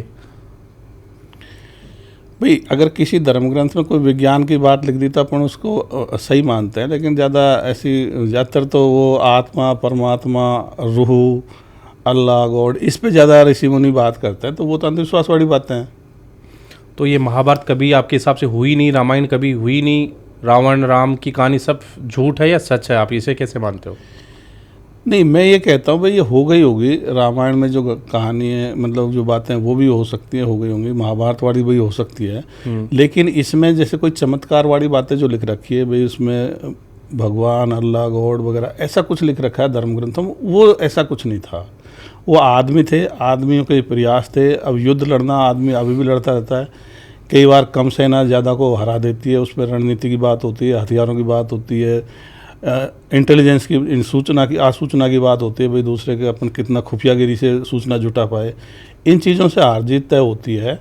ऐसा नहीं था कि भाई कोई उनमें कोई अदृश्य शक्ति ने किसी मदद करी हो, कोई ईश्वर अल्लाह गॉड ने कोई मदद करी हो, ऐसा कुछ नहीं था। तो जैसे ये बताया जाता है रामायण में कि हनुमान जी ने हाथ पे पूरा पर्वत लेके आए थे लक्ष्मण जी के जब बाण लगा। नहीं, पहाड़ देखो उठ नहीं सकता, पहाड़ को कैसे उठाओगे? पहाड़ तो गहरा होता है भाई, या तो पहाड़ को खोद के निकालो, काट के उठाओ, या खोद के निकालो। अब इनकी गहराई का भी कोई पता नहीं है, तो वो कोई मतलब जैसे ज़्यादा मात्रा में मतलब वो ले आया होगा, जैसे मान लीजिए जो भी दवा थी तो ज़्यादा मात्रा में बांध के ले आया होगा, और इतनी दूर से भी नहीं ला सकता। आसपास से कोई जड़ी बूटी बताई होगी तो वो उसमें से उस जड़ी बूटी के साथ साथ और भी बहुत सारी चीज़ लिया होगा। तो एक कहावत के रूप में कह सकते हैं भाई तो पूरा पहाड़ ही उठा लाया। तो पहाड़ नहीं उठ सकता। पहाड़ का तो अपन अब देखते हैं, पहाड़ तो जिस तरह से हैं उनमें इतना वजन होता है, आदमी की एक सीमा होती है, वो 1-2 कुंटल तक वजन उठा सकता है, उसके बाद फिर जेसीबी की ज़रूरत पड़ती है। तो जो स्टोरी है कि राम ने समुद्र पार करके सीता को लेके आए थे वापस, तो फिर ये समुद्र कैसे पार हुआ? उस टाइम तो कोई एरोप्लेन भी नहीं थी। भाई देखो, एक तो जहाज़ तो पहले से थे, पानी के जहाज़ तो पहले से भी थे, लकड़ी तैरती है, उसके जहाज़ छोटे मोटे जहाज़ बनाने का भी था, तो उससे भी जा सकते थे। और मान लीजिए कोई छोटा मोटा गैप हो तो उसको भरने के लिए पुल भी बना सकते थे। मतलब अगर मान लो गैप हो, ये हो सकता है कि समय के साथ में दूरी घट पड़ गई होगी, समुद्र के पानी का तल कम ज़्यादा हो गया होगा, ये तो हो सकता है। लेकिन वो मानवीय प्रयास ही थे, जैसे एक आदमी प्रयास करता है, वही सारी चीज़ें मतलब अंग्रेज़ों ने यहाँ करके शासन स्थापित कर लिया, तो वो जहाज़ों के मार्फत ही आ गए। वो तो ये श्रीलंका तो यहाँ से मान लीजिए 150 किलोमीटर की दूरी पे ही है भारत से, लेकिन वो तो कोई 5-7 हज़ार किलोमीटर दूरी से भी आगे। चलो, आपकी बातों से हम मान लिया कि ये सारी चीज़ें मैन मेड थी, सारी चीज़ें इंसान कर सकता है, लेकिन बात आती है रावण की। जहाँ तक हमने सुना है कि शिव जी के सबसे बड़े भगत थे वो, और ज्ञान के अपरम ज्ञान था उनको। लेकिन रामायण में बताया जाता है कि रावण के 10 सर थे। वो आप कैसे मान सकते, मतलब आपका क्या कहना है उस पर? 10 सर थे रियल में? देखो, 2 चीज़ हो सकते हैं। एक तो क्या है कि भाई कोई ज़्यादा आदमी को मतलब ज़्यादा नॉलेज हो, ज्ञान हो, तो कहते भाई अरे इसमें तो बहुत 10 आदमी के बराबर ज्ञान है, नॉलेज है। दूसरा, कई बार जैसे ऐसे भी बच्चे पैदा होते हैं, उनके 2 का मतलब धड़ एक होता है, सिर अलग अलग होता है, तो ऐसा कोई संभावना बन जाए कि भाई जैसे धड़ उनका एक से ज़्यादा 2-3 को तो अपन 2 को तो अपन देख सकते हैं। हाँ। ज़्यादा बच्चे भ्रूणावस्था में जुड़ जाए तो ये मतलब है, लेकिन ये काफ़ी असंभव सा है, क्योंकि उसमें कई तरह के फिर उसको ज़्यादा अपाहिज टाइप रहता है, वो ज़्यादा एक्टिव नहीं रहता है। ऐसा आदमी जो अलग अलग इतने जैसे जुड़वा शरीर के रहते हैं, तो वो ज़्यादा कोई बड़े काम नहीं कर पाते, मूवमेंट भी उनका ज़्यादा नहीं हो पाता। इसलिए ज़्यादा नॉलेज के हिसाब से लोगों ने एक तरह से कहावत के रूप में जोड़ सकते हैं भाई ऐसा। तो 10 सर की बुद्धि थी या 10 सर ही थे? अब 10 सिर की संभावना कम है, 10 गुना सोच उसकी हो सकती है। जैसे मतलब कई आदमी में इंटेलिजेंसी तो कम ज़्यादा हो सकती है भाई, कोई ज़्यादा थॉट थिंकिंग करता है, समझता है, कोई कम करता है, तो ऐसे हो सकता है बस। तो ठीक है सर, ये तो हुई रामायण की बात। अब महाभारत में भी हमने ये सुना है कि 100 कौरव थे। बताया जाता है कि मटके में हुए थे, लेकिन ये कैसे पॉसिबल है? 100 कौरव कैसे? इसमें एक संभावना तो ये बनती है कि जैसे भ्रूण होता है शुरुआती स्टेज में, अगर वो ज़्यादा भागों में बट जाता है तो फिर वो मतलब बच्चे इतने हो जाते हैं। जैसे कई बार ट्विंस पैदा होते हैं, तो वो क्या होता है, जब शुरू में जब जायगोट बनता है, मतलब भ्रूण बनता है, तो उस समय ही वो 2 भागों में बट जाता है। अगर मान लो भ्रूण इस तरह की परिस्थिति हो जाए, अगर उसको मान लीजिए 100 भागों मतलब ज़्यादा उसमें कोई शुरुआत में जैसे आँख कान नाक नहीं बनती है, शुरुआती स्टेज में अगर भ्रूण को 100 भागों में बांट दिया जाए, तो ये संभव हो सकता है कि 100 बच्चे पैदा हो सकते हैं। ओके, तो उसके 100 टुकड़ों में बांटा गया। हाँ, भ्रूण को शुरुआती मतलब वो जिस तरह से वो कहानी है, वो तो ये है कि भाई 18 महीने बाद हुआ था, एक लोथड़ा सा हुआ था, वो भ्रूण भी हो सकता है, तो भ्रूण को फिर उसने 100 टुकड़ों में बांट करके फिर वो मटके वगैरह में रख करके, इस तरह की उसमें कहानी आती है। तो अभी तक आपके अनुसार जितनी भी हमने चीज़ें सुनी पढ़ी या मानते आ रहे हैं सब अंधविश्वास है? हाँ, या तो अंधविश्वास का बताऊँ, या तो ओट या पर्दे में चालाकी होती है, या विज्ञान होता है। विज्ञान होता है, ट्विंस पैदा हो गए, 2 बच्चे हुए, लेकिन भाई ईश्वर अल्लाह गॉड या चमत्कार जैसा कुछ नहीं होता। जो हमें अभी हमारे समाज में सुनने को मिलता है कि गाय हमारी माता है, उसकी पूजा करनी चाहिए, ये से वैसे घर में शुद्धि रहती है, घर इसमें शांति बनी रहती है, तो फिर आपके अनुसार आप गाय की पूजा करते हैं या नहीं करते हैं? देखो, मैं सिर्फ हिंदू धर्म तक बात नहीं करता, मैं सभी धर्मों की कहता हूँ कि सभी धर्मों के अंधविश्वास मिटाने हैं, और गाय भैंस बकरी भेड़ ये सभी जानवर हैं, हमको मतलब इसी तरह से लेना चाहिए। और धर्मों में जो अंधविश्वास है उनकी, जैसे कोई न तो कोई फरिश्ता होता है, न इस तरह से नहीं होता, और दूसरे धर्मों के सबके अंधविश्वास को अपन को मिटाना है। इसलिए इनके लिए आदमी का मतलब कई बार हत्या कर देना, मान लो कोई पूर्वज मर गया, उसके भाई शान में कोई गुस्ताखी कर दी, उसके लिए हत्या करना, या कोई किताब को मतलब बेअदबी कर दी, उसके लिए हत्या करना, या किसी जानवर के लिए किसी की हत्या करना, ये सब के सभी अमानवीय कृत्य हैं और घोर अपराध हैं, और इनको बंद करने की जरूरत है। ओके, चलो यहाँ तक भी ठीक है, लेकिन हमने आँखों चीज़ें देखी है, जैसे मंदिरों में, बहुत सारे मंदिरों में पूजा होती है, भैरव जी, बालाजी, ऐसे अलग अलग माताएं, ये सारी चीज़ें भरते हैं, उनमें आते हैं, तो ये चीज़ें फिर कहाँ से आ रही है, कहाँ से, कौन सी एनर्जी है ये? भाई, ये तांत्रिक हो या वो ताबीज़ करता हो, चाहे हिंदू मतलब भोपे हों श्याणे हों, इनको कुछ भी जैसे भरता वरता नहीं है, ये अकेले में प्रैक्टिस कर लेते हैं। और फिर मतलब चूँकि जनता में पहले से अंधविश्वास प्रचलित है, तो अंधविश्वासी व्यक्ति को वो चीज़ें सही लग जाती हैं, अन्यथा ऐसा कुछ भी नहीं होता, शरीर में कुछ नहीं बढ़ता। ये सारी, क्योंकि आत्मा जैसा कुछ भूत प्रेत जैसा होता ही नहीं है, तो भरेगा कहाँ से? तो ये सब चीज़ मतलब गलत है। तो ये सीधियाँ विधियाँ कुछ नहीं होती, क्रियाएं वगैरह? हाँ, ये कुछ नहीं होती, ये खुद मतलब एक साइकोलॉजिकल असर उस पर डालती हैं, लेकिन दूसरे पे इसका कोई फ़र्क नहीं पड़ता। अगर ऐसे सिद्धियों से फ़र्क पड़ता तो अपन, जैसे मान लीजिए भारत पाकिस्तान में अणबन रहती है, तो अपन वहाँ के सैनिकों पर सिद्धियाँ कर सकते थे, उनके मूठ दिलवा सकते थे, चीन वालों के, लेकिन ऐसा कोई है ही नहीं। तो ये सब चीज़ों का कोई असर नहीं है। ये तो जो अंधविश्वासी व्यक्ति है वही मानता रहता है, और उससे उसको खुद का संतुष्टि करना है इसमें। अगर आपसे कोई ये बोले कि इन चीज़ों की कोई पुष्टि दे सकते हो या कोई चीज़ें सिद्ध कर सकते हो, तो आप चीज़ें सिद्ध कर सकते हैं? भाई, ये तो स्वतः सिद्ध है, मतलब जो काल्पनिक बातें हैं वो तो उनका कोई असर ही नहीं पड़ रहा।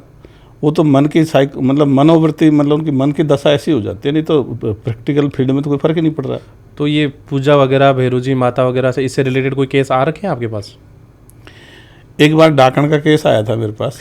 पुलिस वाले के पास डाकण का केस? हाँ, मतलब क्या था कि ये जैसे बहुत सारी जगह डाकण होती है, तो उसमें क्या होता है, जैसे कोई घर का परिवार का कोई व्यक्ति बीमार पड़ा, या कोई जानवर जैसे पशु बीमार पड़ गया, भैंस है, गाय है, बकरी है, तो फिर वो किसी के पास जाएंगे, तांत्रिक भोपे श्याणे के पास, उस गाँव का है, तो वो कह देंगे भाई तुम्हारे तो ये फलाना डाकण है, उसने ये करा दिया। या कोई मर जाता है घर में से, या बीमार पड़े, पशु मर जाता है, तो किसी को डाकण घोषित कर देते हैं। अब फिर वो क्या, क्योंकि वो मानते हैं, तो फिर जो सोचते हैं भाई ये डाकण है हमारे, उसको खा गई, मतलब मर गया तो खा गई, तो इसको मारना है। तो फिर उसको लेकर के मतलब केस आया था, तो किसी का बैल बीमार पड़ गया था, तो फिर वो जिसका बैल वाला था वो कुल्हाड़ी लेकर डोलता था। कोई एक लेडीज थी, वो वृद्ध सी लेडी थी, थोड़ी मतलब वृद्धावस्था में, थोड़ा रूप भी उतना अच्छा नहीं रहता, विधवा टाइप की थी, तो उसको फिर उसने मुकदमा दर्ज कराया। तो मैं गया गांव, पूछताछ करी, तो बताया कि साहब ये बैल को खा गई, बैल मर गया। तो फिर उसको बंद किया। अब इसका उदाहरण अपन देखते हैं, अभी जैसे झारखंड में 5 आदमियों को मार दिया। कोई एक बच्चा था, उसका कोई तांत्रिक श्याणे भोपे से इलाज करा रहे थे, वो बच्चा मर गया। तो फिर उसने कहा यार इसको तो डाकण खा गई। अब एक परिवार को डाकण बता दिया कि भाई इनके डाकण है, उसको पूरे गांव वाले, मतलब ज़्यादातर गांव वाले उसमें मतलब सहमत हुए। उस परिवार को उठा करके दूर ले गए, उनके साथ मारपीट करी और फिर पेट्रोल जला के आग लगा दी। तो ऐसे मतलब काफ़ी जगह होता था, ऐसे केस आते रहते हैं। वैसे तो हैंडल कैसे करते हो रियल में? आपने देखी है कि उनमें डाकण?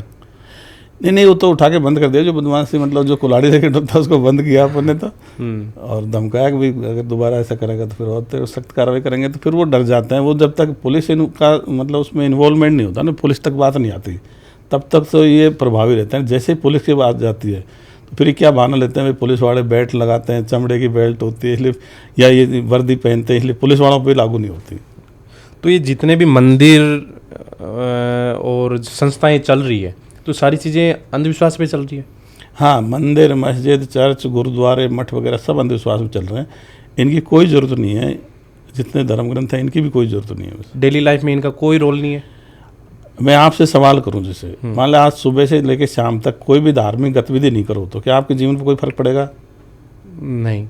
और फिजिकल एक्टिविटी तो ज़रूरी है। और सप्ताह भर तक नहीं करो तो कोई फर्क पड़ेगा? नहीं।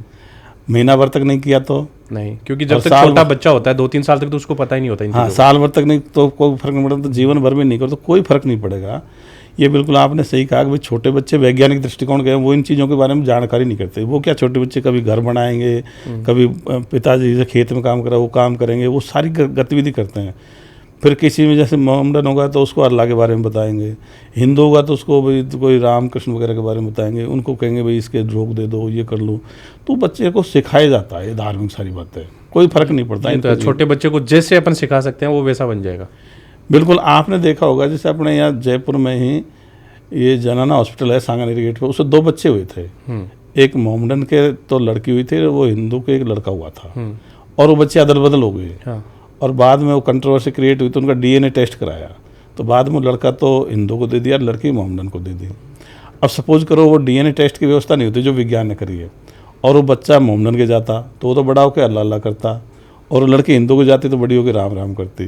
तो ये तो परवरिश के हिसाब से भाई सारे के सारे मोहम्मदन अल्लाह ही क्यों करते हैं? क्यों परवरिश में है। सारे हिंदू हैं जो राम कृष्ण वगैरह ही क्यों रटते हैं? क्यों परवरिश में है।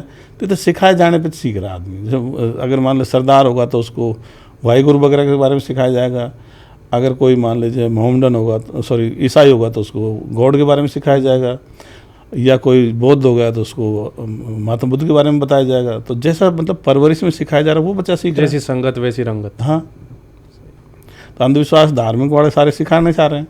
दिमाग से तो आता ही नहीं, बच्चे के दिमाग में तो ऑटोमेटिक नहीं आता कि भगवान होता है या अल्लाह होता है। तो आपके कहने का मतलब है अभी तक कोई चमत्कार हुआ नहीं है। तो एग्जाम्पल के रूप में हम देखें, जैसलमेर में एक तनोट माता का मंदिर है, पाकिस्तान ने वहाँ पे बमबारी की थी हमारे फौजियों पर, लेकिन वहाँ पे एक भी बम नहीं फूटा। तो इसको आप चमत्कार नहीं मानेंगे? ये तो चमत्कार है ना ऑलरेडी। देखो, ये कहना है कि भाई तनोट पर मतलब वहाँ पर मोर्टार से गोले दागे थे पाकिस्तान की सेना वालों ने। तनोट का जो मंदिर है वो करीब 20-25 किलोमीटर अंदर है। अब इसका मतलब मोर्टार का गोला 1-1.5 किलोमीटर की दूरी तक जाता है। तो इसका मतलब है पाकिस्तान की सेना इतने अंदर घुस आई थी, अपने 15-20 किलोमीटर घुस आई थी, लोंगोवाला में भी घुस आई थी। अब गोला नहीं फूटना तो कई कारण होते हैं। जैसे मान लीजिए रेत पे गोला नहीं फूटता, हार्ड सरफेस चाहिए। कई बार दूसरे कारण से गोले नहीं फूटते। कई बार हम पुलिस वाले भी जैसे मान लो गैस फायर करते तो कई बार वो भी नहीं चल पाते, सेल नहीं चल पाते हैं। कई बार अपन देखते हैं द्वितीय विश्व युद्ध के गोले अब फूट जाते हैं। तो गोला फूटना नहीं फूटना इसमें वैज्ञानिक कारण होता है। ऐसा अगर मान लीजिए पाकिस्तान की सेना इतने अंदर घुस आई तो अपन को मुद्दा तो ये बनाना चाहिए था कि पाकिस्तान की सेना इतनी अंदर आ गई, इसका मतलब अपन वहाँ पर कमज़ोर पड़े तो अपन को आगे चल के और मजबूत बनने की ज़रूरत है। अपन ने मुद्दे को बदल करके उसको धार्मिक रूप दे दिया तो अपन क्या समस्या को फिर समाधान नहीं करेंगे। तो इसलिए अपन को ये सोचने की ज़रूरत है कि अगली बार पाकिस्तान की सेना इतनी अंदर नहीं आए, इसलिए अपन देश में को मतलब सशस्त्र सेनाओं को ज़्यादा मजबूत करें। ओके। तो दूसरा चमत्कार जैसे अपने केदारनाथ का देखा, वहाँ पे बाढ़ के हालात थे लेकिन मंदिर के कुछ भी नहीं हुआ वहाँ पे। देखो, उस बाढ़ में बहुत सारे लोग बाग मारे गए। हाँ। इसके कोई दो राय नहीं है। और मंदिर की जो दीवार थी वो हो सकता है कि ज़्यादा चौड़ाई में ज़्यादा रही होगी इसलिए नहीं हुआ। लेकिन हम ये देखते हैं कि हज यात्रा में भी काफ़ी लोग बाग मारे गए। 1,500-2 हज़ार पिछले साल ही 1-2 साल पहले ही मतलब लू से मर गए थे। और वहाँ उसमें भी वहाँ बद्रीनाथ में भी जैसे बहुत सारे लोग वहाँ मर गए थे उस पानी की ज़्यादा बरसात की वजह से। तो किसी भी धर्म स्थल पे कोई फ़र्क नहीं पड़ रहा। और सारे धर्मस्थल बीच बीच में मरम्मत होती रहती है, टूटते रहते हैं, दोबारा बना देते हैं, तो ये तो चलता रहता है। हाँ, कहीं की लाइफ थोड़ी ज़्यादा हो सकती है लेकिन इनमें मरम्मत वगैरह का चलती रहती है। तो वो नहीं टूटने का कारण है कि भाई उसकी बनावट ठीक ढंग से कर रखी होगी, उसकी दीवार ज़्यादा चौड़ाई में होगी, यही कारण रहा होगा। चमत्कार जैसा कुछ नहीं होता। अच्छा, आपके अनुसार अगर चमत्कार होता तो वो लोग नहीं मरते? हाँ भाई, जब अपन जिसको भगवान अल्लाह मान रहे हैं या देवता मान रहे हैं वो अगर उनको नहीं बचा पा रहा तो फिर तो कोई फर्क ही नहीं पड़ रहा। वो तो वैसे बरसात आई, लोग बह गए, कई साल मतलब बहुत सारे लोग मरे उसमें। तो अपने लिए जीवित लोग बाग ज़्यादा महत्वपूर्ण है, उनकी अपन को ज़्यादा चिंता करनी चाहिए थी। जो धार्मिक शक्तियाँ हैं इनको ज़्यादा तवज्जो देने की, बिल्कुल तवज्जो देने की जरूरत नहीं होती नहीं। अभी बनावट है तो नहीं, दीवार की चौड़ाई वगैरह से नहीं, उसमें इतना नहीं दबाव आया होगा। चलो, आपने बताया कि इसमें मंदिर की जो बनावट है वो अच्छी थी, इसलिए वो पानी से नहीं हिल पाया। लेकिन हमारा एक चमत्कार यहाँ पाली में भी देखने को मिलता है। ओम बनन थे जो बाइक एक्सीडेंट में उनकी मृत्यु हो गई, फिर वो बाइक पुलिस थाने लेके गए, लेकिन वो बाइक वापस वहाँ से चल के वहीं जहाँ वो एक्सीडेंट हुआ था वहीं चल के आ गई। फिर वहाँ पे मंदिर बना दिया गया और आज उनकी पूजा होती है। तो इसे आप चमत्कार का रूप देंगे या यहाँ पे भी कोई आपकी वैज्ञानिक दृष्टिकोण है? देखो, मैंने पहले भी कह दिया था कि किसी भी धर्म में कोई चमत्कार नहीं होता। मोटरसाइकिल किस तरह से गई वो तो कोई न कोई आदमी ले जाएगा, ऑटोमेटिक ऐसे व्हीकल चलते नहीं हैं, और चलेंगे तो इतनी दूर नहीं जा पाते। वहीं थोड़ा सा अगर स्टार्ट करके आपने छोड़ दिया तो किसी से भीड़ भिड़ा के रुक जाएंगे। नहीं, अभी लेकिन कई बार क्या होता है कि भाई कोई अकेले में, जैसे मान लो वो काम कर दिया, किसी ने अकेले में मान लो उसको छोड़ दिया, किसी ने देखा नहीं, तो फिर लोग बाग उसको जोड़ देते हैं। अपने देश में क्या है, कोई धार्मिक चमत्कार की बात कहेंगे तो लोग बाग उसका परीक्षण नहीं करते, उसको एज इट इज सही मान लेते हैं। सही नहीं मानते, उसको आगे से आगे बढ़ाते हो रहे हैं। जैसे कुछ दिन पहले चोटी कटने वाली घटनाएं हुई थी, तो उसमें भी यही था कि भाई कोई लेडीज थी, कोई बूझे वाले के पास गई, उसने कहा भाई मेरे अच्छे दिन मान कैसे आएंगे, तो उसने उसको तरीका बताया कि तुम्हारी चोटी काटो और पैर पेट पे त्रिशूल का निशान बनाओ, उसको सोशल मीडिया पर डाल दो तुम्हारी फोटो को, तो मतलब तो 10 ने अगर फॉरवर्ड कर दिया तेरे अच्छे दिन आ जाएंगे। और लोगों में जगह जगह चोटी कटने लग गई और उसको सही मानने लग गए, जबकि वो चोटी खुद औरतों ने ही काटी थी, क्योंकि ऑटोमेटिक चोटी कटती नहीं है। अपने दाढ़ी जैसे आदमी होते हैं तो उनकी दाढ़ी कभी रात रात में अपने आप बनी हुई मिलती नहीं है। तो इस तरह से क्या धार्मिक में आदमी अंधविश्वासों को आगे से आगे बढ़ाता है, कभी उसका परीक्षण नहीं करता। ये धार्मिक की सबसे बड़ी कमजोरी होती है। खुद तो सही मानेगा ही, उसको प्रोपेगेट करेगा। इसी तरह से मोटरसाइकिल ऑटोमेटिक नहीं जा सकती। इतनी सारी मोटरसाइकिल हैं, इतनी सारी गाड़ियां, अगर ऑटोमेटिक जाए तो मान लीजिए शाम को अपन सब गाड़ियों खड़ी करें, किसी गाड़ी मान लो रेलवे स्टेशन में जाके मिले, किसी गाड़ी साहब मेरी तो मालवीय नगर में मिली आज गाड़ी, तो ऐसे अगर गाड़ियाँ ऑटोमेटिक रात रात में चलने लग जाएँ तो बड़ी अव्यवस्था हो जाएगी। अधिकारी वगैरह ऑफिस नहीं जा पाएंगे, उनके ड्राइवर सुबह सुबह अपनी अपनी गाड़ियों को ढूंढेंगे कि सब ड्राइवर बोलेगा साहब आज तो मैं इसको गलता गेट से लाऊं, गाड़ी रात में मिली। तो ऐसे गाड़ियाँ चलने लग जाएँ ऑटोमेटिक, तो बड़ी अव्यवस्था खड़ी हो जाएगी। आप भी जैसे मान लो कहीं ड्यूटी का घर से जाओगे तो यार ऑफिस कैसे जाए, आज तो मेरी गाड़ी तो है ही नहीं, फिर ढूंढोगे साहब झोटवाड़ा से ला रहा हूँ गाड़ी को, तो ये बहुत बड़ी अवस्था हो जाएगी। ऑटोमेटिक गाड़ी नहीं चल सकती। गाड़ी एक ही नहीं है, गाड़ी सबके पास है। तो इसलिए अपन को पता है कि भाई लोग बाग कुछ भी जोड़ देते हैं अपना प्रचार प्रसार बढ़ाने के लिए, चमत्कार दिखाने के लिए, लेकिन ऐसा हो नहीं सकता। ये मतलब प्रैक्टिकली या साइंस के हिसाब से पॉसिबल नहीं है। मोटरसाइकिल कैसे गई ये जांच का विषय हो सकता है। इसकी कई बार लोग बुरा मान जाएंगे, इसलिए भी उसकी जांच नहीं करते।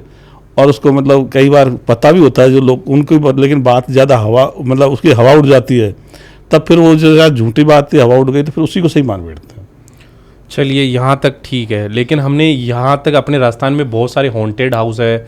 भानगढ़ का किला, कुलदरा एंड जयपुर हाईवे पे बहुत बार ऐसे रात को लेडीज़ घूमती हुई मिलती है वाइट कपड़ों में। बहुत लोगों ने सुना है, बहुत लोगों ने बताया भी है। तो ये चीज़ें क्या है फिर, अगर आप ये सारी चीज़ें नहीं मानते तो? महेंद्र जी, आपने बहुत बढ़िया क्वेश्चन किया है, क्योंकि एक तो भानगढ़ का लोगों में बहुत ज़्यादा अंधविश्वास है। लोग वह कहते हैं साहब हम रात में नहीं रुक सकते। गवर्नमेंट का भी वहाँ रेगुलेटरी लागू किया है, 5 बजे के बाद नहीं जा सकते। हाँ, तो उसका कारण क्या होता है, जो ये आर्कोलॉजिकल सर्वे ऑफ इंडिया है उसकी बिल्डिंग है, पुरातत्व विभाग की बिल्डिंग है। तो पुरातत्व विभाग ने नियम बना रखा है कि भाई उसको डैमेज वगैरह कर दे, इसलिए रात में मतलब सरकारी नियम है एक्चुअल में, उसकी वजह से लोग बाग नहीं जाने देते वो पुरातत्व विभाग वाले।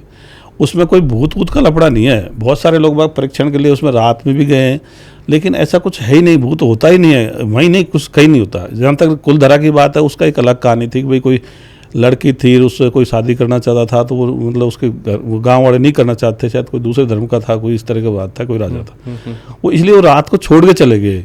अब चूंकि वो गाँव ऐसे कैसे सेफ रह गया तो लोग बाग वैसे उसको देखने जाते हैं, उसमें कोई चमत्कार जैसा उसमें तो कुछ नहीं है। पर ये भानगढ़ का या कोई और जगह का जितने भी भूत चिन्ह की जगह बताई जा रही है, इनमें कोई नहीं है। अब जैसे मान लीजिए अपने स्कूल है, स्कूल में क्या रात में बच्चे रहते हैं? नहीं। तो अब कोई कहते साहब भूत की वजह से नहीं रहते बच्चे। ऑफिस है सरकारी, क्या इनमें रात को कर्मचारी रहते हैं? नहीं। सबको घर जाना पड़ता है, नियम रखा है इसमें फिर बिजली का बिल आएगा, कहाँ से उसको करेंगे? तो इसलिए वो सरकार ने नियम बना रखे कि भाई रात में कोई भी रहेगा नहीं, दिन दिन में देख लो दर्शनीय स्थल है, तो इसलिए सरकारी नियम के तहत उसमें रात में लोग बाग को नहीं घुसने देते। भूत जिन का कोई मामला है ही नहीं। अच्छा, लोकल लोग बाग क्यों उसको बताते हैं? क्योंकि उनके थोड़ा सा इनकम हो जाती है, भाई लोग बाग देखने आएंगे, दुकानें ठीक चलेंगे, कुछ खरीदारी करके ले जाएंगे, तो वो लोग बाग तो इसलिए उनका एक थोड़ा अपना आर्थिक स्वार्थ हो सकता है, वो कह सकते हैं, लेकिन रियल में ऐसा कुछ नहीं है। आप एक सरकारी कर्मचारी होते हुए ऐसे धर्म से रिलेटेड, जाति से रिलेटेड और ऐसी मंदिरों से रिलेटेड जो हमारा समाज कई सालों से पूजता आ रहा है, ऋषि मुनि हुए हैं, उन चीज़ों को आप अंधविश्वास मान रहे हो, नकार रहे हो कि ऐसी चीज़ें होती ही नहीं है, सब अंधविश्वास है। तो ये चीज़ें आप अगर आप बोलते हो सोशल मीडिया पे एक सरकारी कर्मचारी होते हुए, तो गवर्नमेंट का कोई प्रेशर वगैरह नहीं रहता आपके ऊपर इन चीज़ों के, अगर आप टिप्पणी करते हो इन चीज़ों पे? तो देखो, मैं मानता हूँ कि अब जो युवा पीढ़ी है वो तो इनसे मतलब 80-90% सहमत है, और जो उम्र में बड़े हैं वो भी कहीं ना कहीं तो उनके मन में भी शक तो है अंधविश्वासों को लेकर के कि यार ऐसा होता तो ये देश गुलाम भी क्यों होता। इसलिए कोई इतना प्रेशर मेरे पे नहीं आ रहा कि भाई रोकने वाली बात है। अब कोई मन में क्या सोचता होगा वो तो एक अलग इशू है, लेकिन मेरे को इतना ज़्यादा नहीं आता। दूसरी मैं ये भी सोचता हूँ भाई मुझे अगर थोड़ी बहुत समस्या आए भी तो मैं इसलिए झेल लूँगा अगर इससे समाज का बड़ा हित हो जाएगा। मेरे को अगर छोटा मोटा नुकसान भी होता है तो जनहित के लिए मुझे छोटा मोटा मतलब छोटा या बड़ा नुकसान भी, व्यक्तिगत नुकसान हो जाएगा, पर इससे जनता को बहुत बड़े स्तर पर फायदा मिल जाएगा। इस देश को और पूरी दुनिया को एक दिशा मिलेगी, अपनी बहुत बड़ी चीज़ लेके चल रहे हैं। और फिर आदमी क्या कि दो काम तो मतलब अलग अलग नहीं कर सकता। जैसे मान ले मैं सोचूं भाई अभी तो ये सरकारी नौकरी कर लूँ फिर उसके बाद करूँगा, तो फिर इतना टाइम नहीं बचता। तो अब जैसे मान लीजिए आप पॉडकास्ट करते हो, लेकिन इसके साथ साथ जनहित के काम भी करते हो। सिर्फ ये नहीं साहब मैं मेरे मतलब अपने बिजनेस के अलावा दूसरा कोई जनहित का काम करूँगा ही नहीं। तो मैं भी ये सोचता हूँ भाई अपने नौकरी के साथ साथ में अपने जनहित का काम भी करेंगे, बड़ा जनहित का काम करेंगे जो पूरी मानव सभ्यता को एक दिशा मिलेगी। तो इसलिए मैं अपना खुद का नुकसान भुगतने के बावजूद भी इस काम को जारी रखता हूँ। हालांकि अगर मुझे नुकसान होता है तो मैं उसको भी झेल लूँगा। सर, अभी के टाइम सोशल मीडिया पे देखें तो बहुत सारे ऐसे चर्चित चेहरे हैं जो अपनी विचारधारा के लिए बहुत फेमस है और उन्हें काफ़ी लोग सुनते भी हैं। जैसे हम बात करें ओशो, आचार्य प्रशांत, नीरज अत्री, जाकिर नायक और धीरेन्द्र जी शास्त्री, इनके बारे में आप क्या कहना चाहते हैं? देखो, जैसे रजनीश ओशो, वो तो खैर अब गुजर गए, मर गए। वो क्या कि अच्छे वक्ता थे, उनको ज्ञान भी अच्छा था, लेकिन वो समाज को दिशा नहीं दे पाते थे। क्यों? क्योंकि उनकी बातों में विरोधाभास था। एक तरफ तो वो कहते हैं भाई आध्यात्मिकता सबसे बड़ी चीज़ है, फिर दूसरी बात कहते हैं मेरा बस चले तो पूरे भारत को नास्तिक बना दूं। अब ये दोनों विरोधाभासी बातों को अगर आदमी कहेगा तो फिर जनता किधर जाएगी? तो उनकी बातों में विरोधाभास था, तो वो दिशा नहीं दे पाते।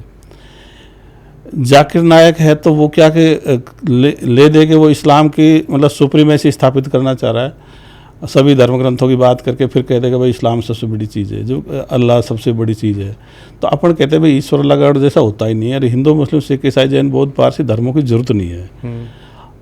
और इसी तरह इसलिए उसकी मतलब उनकी बातों में मतलब वही एक तरह से एक धर्म को बढ़ावा देने वाली बात आती है। तो सारे धर्मों की बात करके फिर एक धर्म को तो वो तो फिर बराबरी की बात नहीं आती और अंधविश्वास भी फैलाता है मतलब अल्लाह के नाम से और फरिश्ते वगैरह जिन्न वगैरह इस तरह से।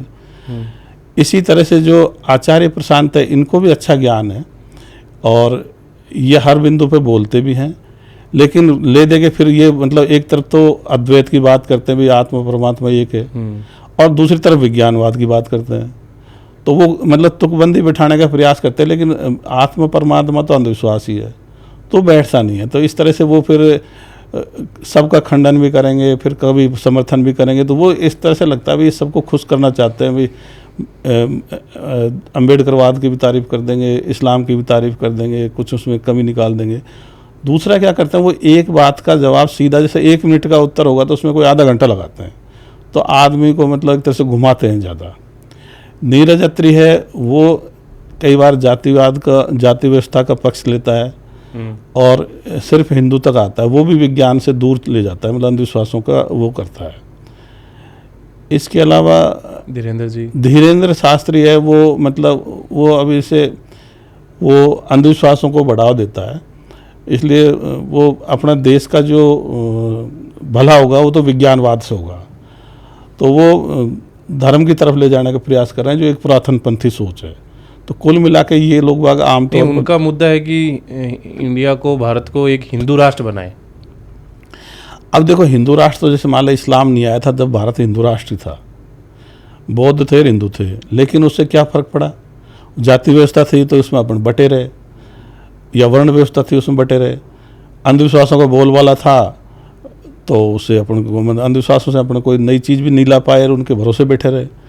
तो पहले से इसका परीक्षण हो गया, जैसे धर्मों का पहले परीक्षण हो चुका, ये धर्म पहले थे, पूरे भारत यही था, तो फिर उससे फ़ायदा क्या हो, तो गुलाम बन गए। तो वापस अगर अपन उन्हीं अंधविश्वासों को लाएंगे तो अपना देश आगे कैसे बढ़ेगा।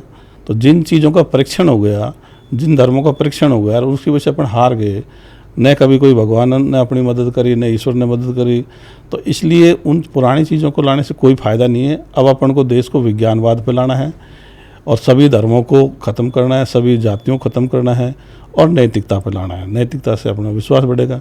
तो ये सभी के सभी मतलब एक समाज को दिशा नहीं दे पा रहा है या पुरातनपंथी सोच की तरफ ले जाता है। तो पुरातनपंथी सोच अपने पहले ही परीक्षण हो गया, उनसे कोई फ़ायदा नहीं है। अगर अपन समाज को दिशा नहीं देंगे तो फिर उससे कोई समाज कोई दिशा जाएगी नहीं। तो इसलिए कुल मिलाकर के अब मानवतावादी विश्व समाज विचारधारा मिशन है, इसमें सब चीज़ों की ज़रूरत जो अपने देश को आगे बढ़ने के लिए चाहिए वो सब इसमें मौजूद है। तो उन सबको विज्ञानवाद पाना चाहिए, उनको वैज्ञानिक दृष्टिकोण अपनाना चाहिए और ये परंपरागत धर्मों से, जातियों से जो मोह लगाव है इसको छोड़ना चाहिए। तो जैसे आप ये बता रहे हैं, तो अपने घर में जैसे बच्चों को आप कैसे ट्रेन करते हो इन चीज़ों के लिए, रिलेटिव्स वगैरह रिलेशनशिप में है? भाई जैसे जो मैं ये मानता हूँ, देख बहुत सारे लोग बात क्या कहते हैं, भाई पहले अपने घर को सुधारो फिर आगे बढ़ो। मेरा सोच है कि भाई अपन सिर्फ मान ले आपकी पत्नी आपकी बात को नहीं मानती या आपके बच्चे नहीं मानते, तो फिर ऐसा नहीं है कि साहब आप उनसे अलग हो जाओ या उनसे कोई बिगाड़ करो। अपन को क्या प्रजातांत्रिक सोच के होने चाहिए। अगर कोई बच्चा या नहीं मानता है तो भी कोई खास बात नहीं है। ये भी कोई ऐसी शर्त नहीं है दुनिया के सामने कि भाई अगर आपके पत्नी ने मान लिया या परिवार ने मान लिया तो सब लोग मान ही लेंगे। इसलिए हालांकि मेरे परिवार के तो मेरे साथ हैं, मतलब वो किसी कोई पूजा पाठ वगैरह भी घर में नहीं करते और इन बातों को मानते हैं। हालांकि बहुत सारे में एक मूर्ति भी नहीं है, कोई मूर्ति तस्वीर वगैरह कुछ भी नहीं है। लेकिन धार्मिक आदमी क्या सोचता है, जिसमें एक इस कॉलेज में गया और भाषण दे के बंद हुआ तो एक लड़का खड़ा होता है और वो कहता है साहब मैं आपकी गारंटी लेता हूँ आप घर में लक्ष्मी पूजन किया होगा दिवाली पे।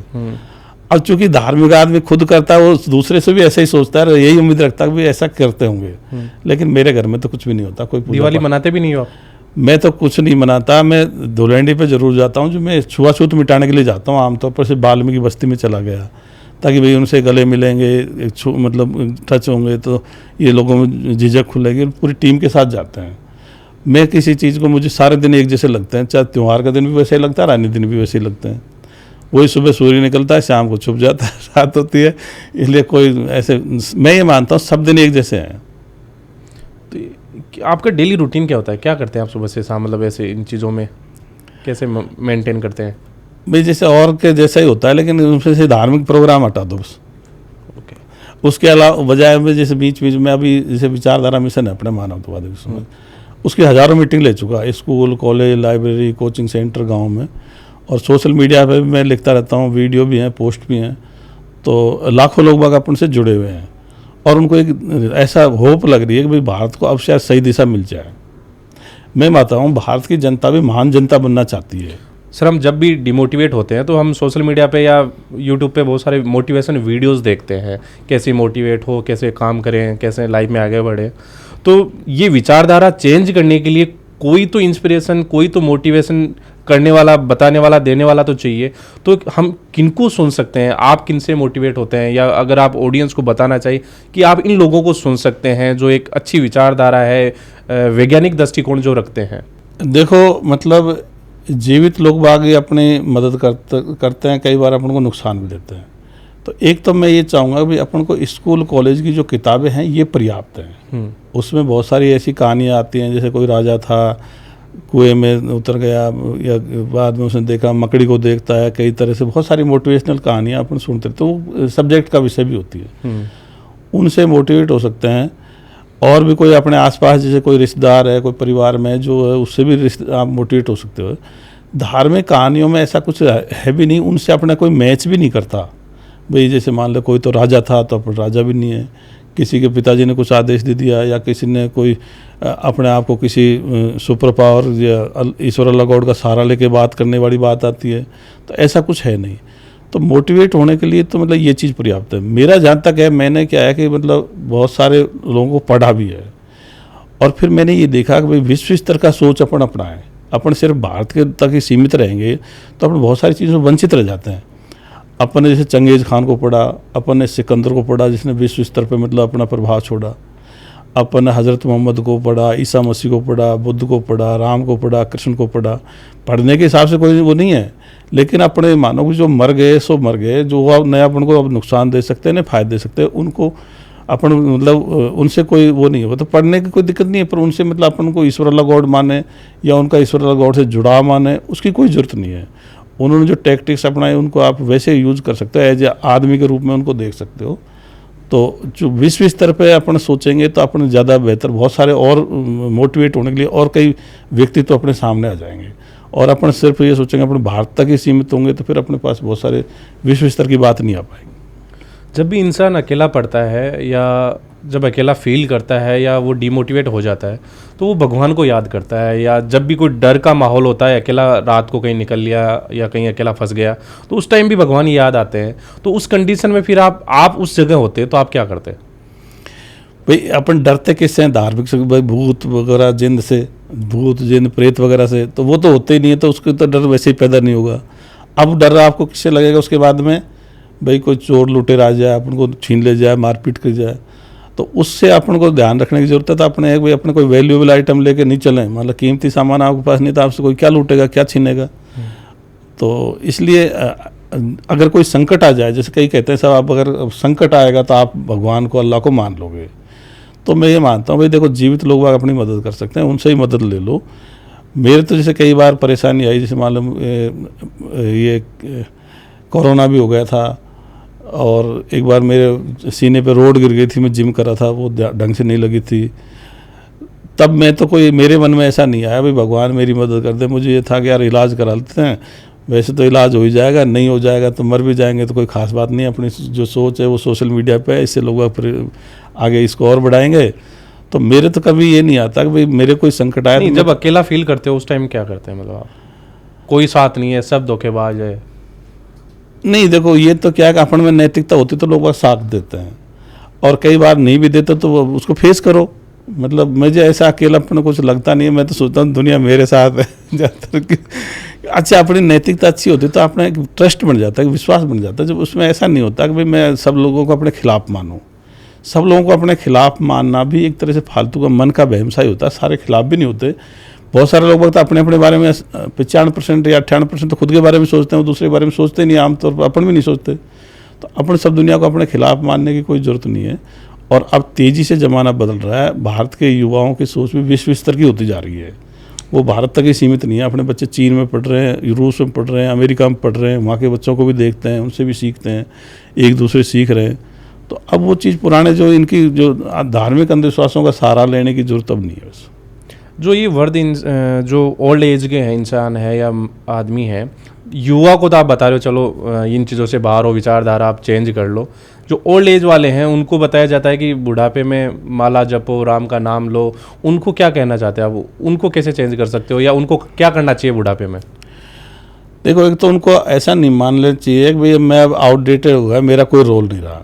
वो अपने पोते पोतियों को संभालें, उनसे खूब मतलब उनके साथ खेलें।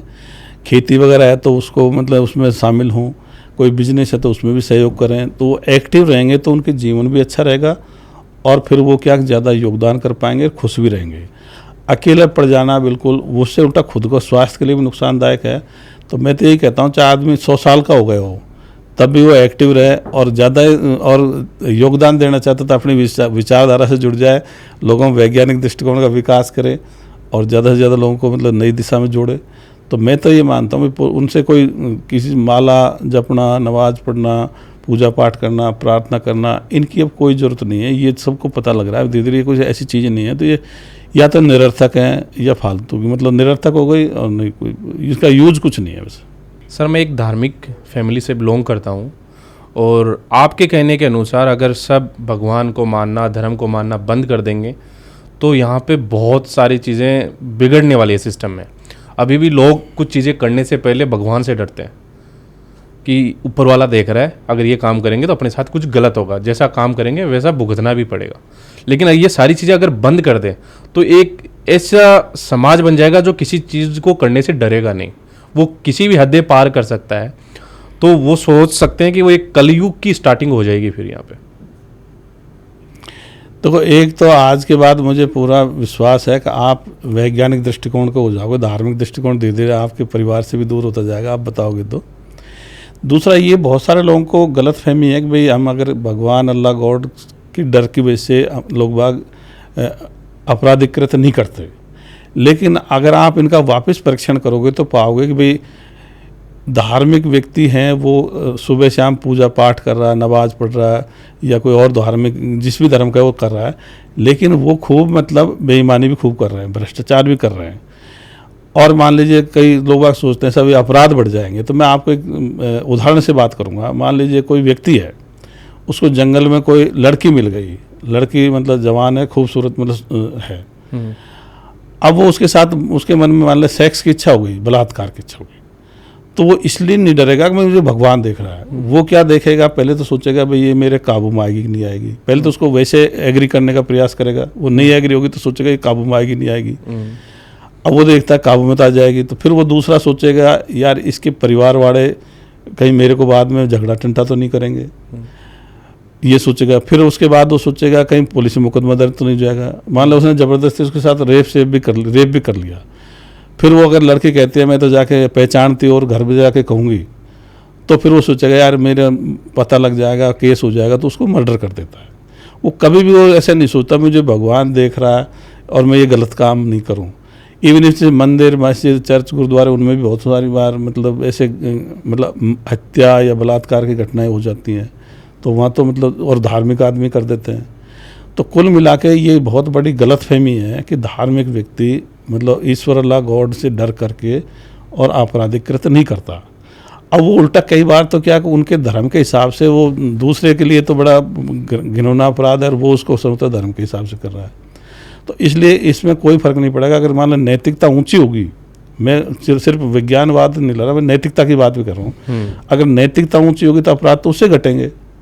भाई मैं कोई थोड़ी चाहूँगा मेरे साथ कोई बेईमानी करे, तो जो उच्च नैतिक वाला आदमी दूसरे से बेईमानी नहीं करेगा। तो जो अपराध घटेंगे वो तो उच्च नैतिकता से घटेंगे, भगवान अल्लाह गॉड के डर से कोई नहीं घटेगा। क्योंकि ये तो अपन देखते हैं बहुत सारे धर्म स्थलों पर लोग बाग उसमें बंटवारा साझा कर लेते हैं भगवान का, उसका भी मैं इतने % तेरे को चढ़ाऊँगा। इवन ही बहुत सारे जैसे लूट करते हैं, डकैती करते हैं, वो उनके देवी देवता के पहले पूजा करके जाते हैं। तो इनसे कोई नहीं डर रहा।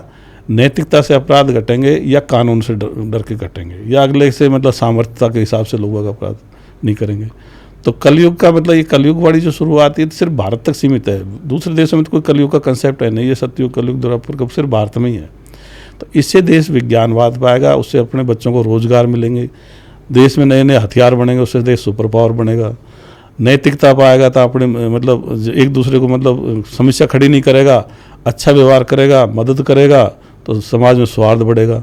तो इसमें दोनों सब चीज़ें एक साथ हो रही है। समाज में सौहार्द बढ़ेगा, विज्ञानवाद आएगा, उससे अपने युवाओं को रोजगार मिलेगा, देश सुपर पावर बनेगा। तो इससे फ़ायदा ही फ़ायदा है, नुकसान जैसी कोई चीज़ नहीं है उसमें। तो सर आज का पॉडकास्ट यहीं एंड करते हैं। अब ऑडियंस से जानते हैं सर की बातें आपको कैसी लगी, कौन कौन एग्री करता है सर की बातों से, हमारा देश कैसा होना चाहिए। आप कमेंट करके बताएं कौन कौन सी बातों से आप एग्री करते हैं, कौन सा पॉडकास्ट का ऐसा मोमेंट जो आपको सबसे अच्छा लगा वो कमेंट करके ज़रूर बताना। और सर से कुछ भी पूछना चाहते हैं तो कमेंट कर दीजिए, आने वाले नेक्स्ट एपिसोड में वो सारी चीज़ें कवर कर सकते हैं। और सर की सभी सोशल मीडिया लिंक्स भी आपको नीचे डिस्क्रिप्शन में मिल जाएगी, कॉन्टैक्ट नंबर भी मिल जाएंगे, बात भी कर सकते हैं और कुछ अपडेट भी जान सकते हैं, क्योंकि ये सोशल मीडिया पे अपने विचारधारा पोस्ट करते रहते हैं और आंदोलन भी करते रहते हैं। और सर आप बताइए आज हमारे शो में आके आपको कैसा लगा, हमारी टीम से मिलके कैसा लगा। एक तो सभी जो बाद में यूट्यूब पे देखेंगे ऑडियंस है उनको सबको धन्यवाद, नमस्कार। और महेंद्र जी, मुझे आपकी टीम है जो बहुत ही बढ़िया लगी। मतलब आप लोगों की जो सोच है वो काफ़ी खुली हुई है। मतलब इस उम्र में इस सोच के तो मुझे पूरा विश्वास है कि भाई आप लोग बाग भी आगे वैज्ञानिक दृष्टिकोण और उच्च नैतिकता को प्रमुख प्राथमिकता देते भी रहो, मैं जहाँ तक मुझे लग रहा है, और आगे भी देते रहेंगे। और एक नए भारत के, नई दुनिया के निर्माण में आप लोग एक बड़ी भूमिका निभाएंगे। आपका जो पॉडकास्ट है ये बहुत आगे तक दुनिया का मतलब दिशा मार्गदर्शन करेगा। तो मुझे इसी विश्वास और आप लोगों की जो आपके साथ जो संपर्क हुआ उससे मैं बहुत प्रभावित हुआ, और आप आगे भी मतलब इस दिशा देने में पूरी महत्वपूर्ण भूमिका निभाते रहेंगे। इसी के साथ मैं भी अपनी बात समाप्त करता हूं और सभी को धन्यवाद देता हूं। नमस्कार साथियों। नमस्कार।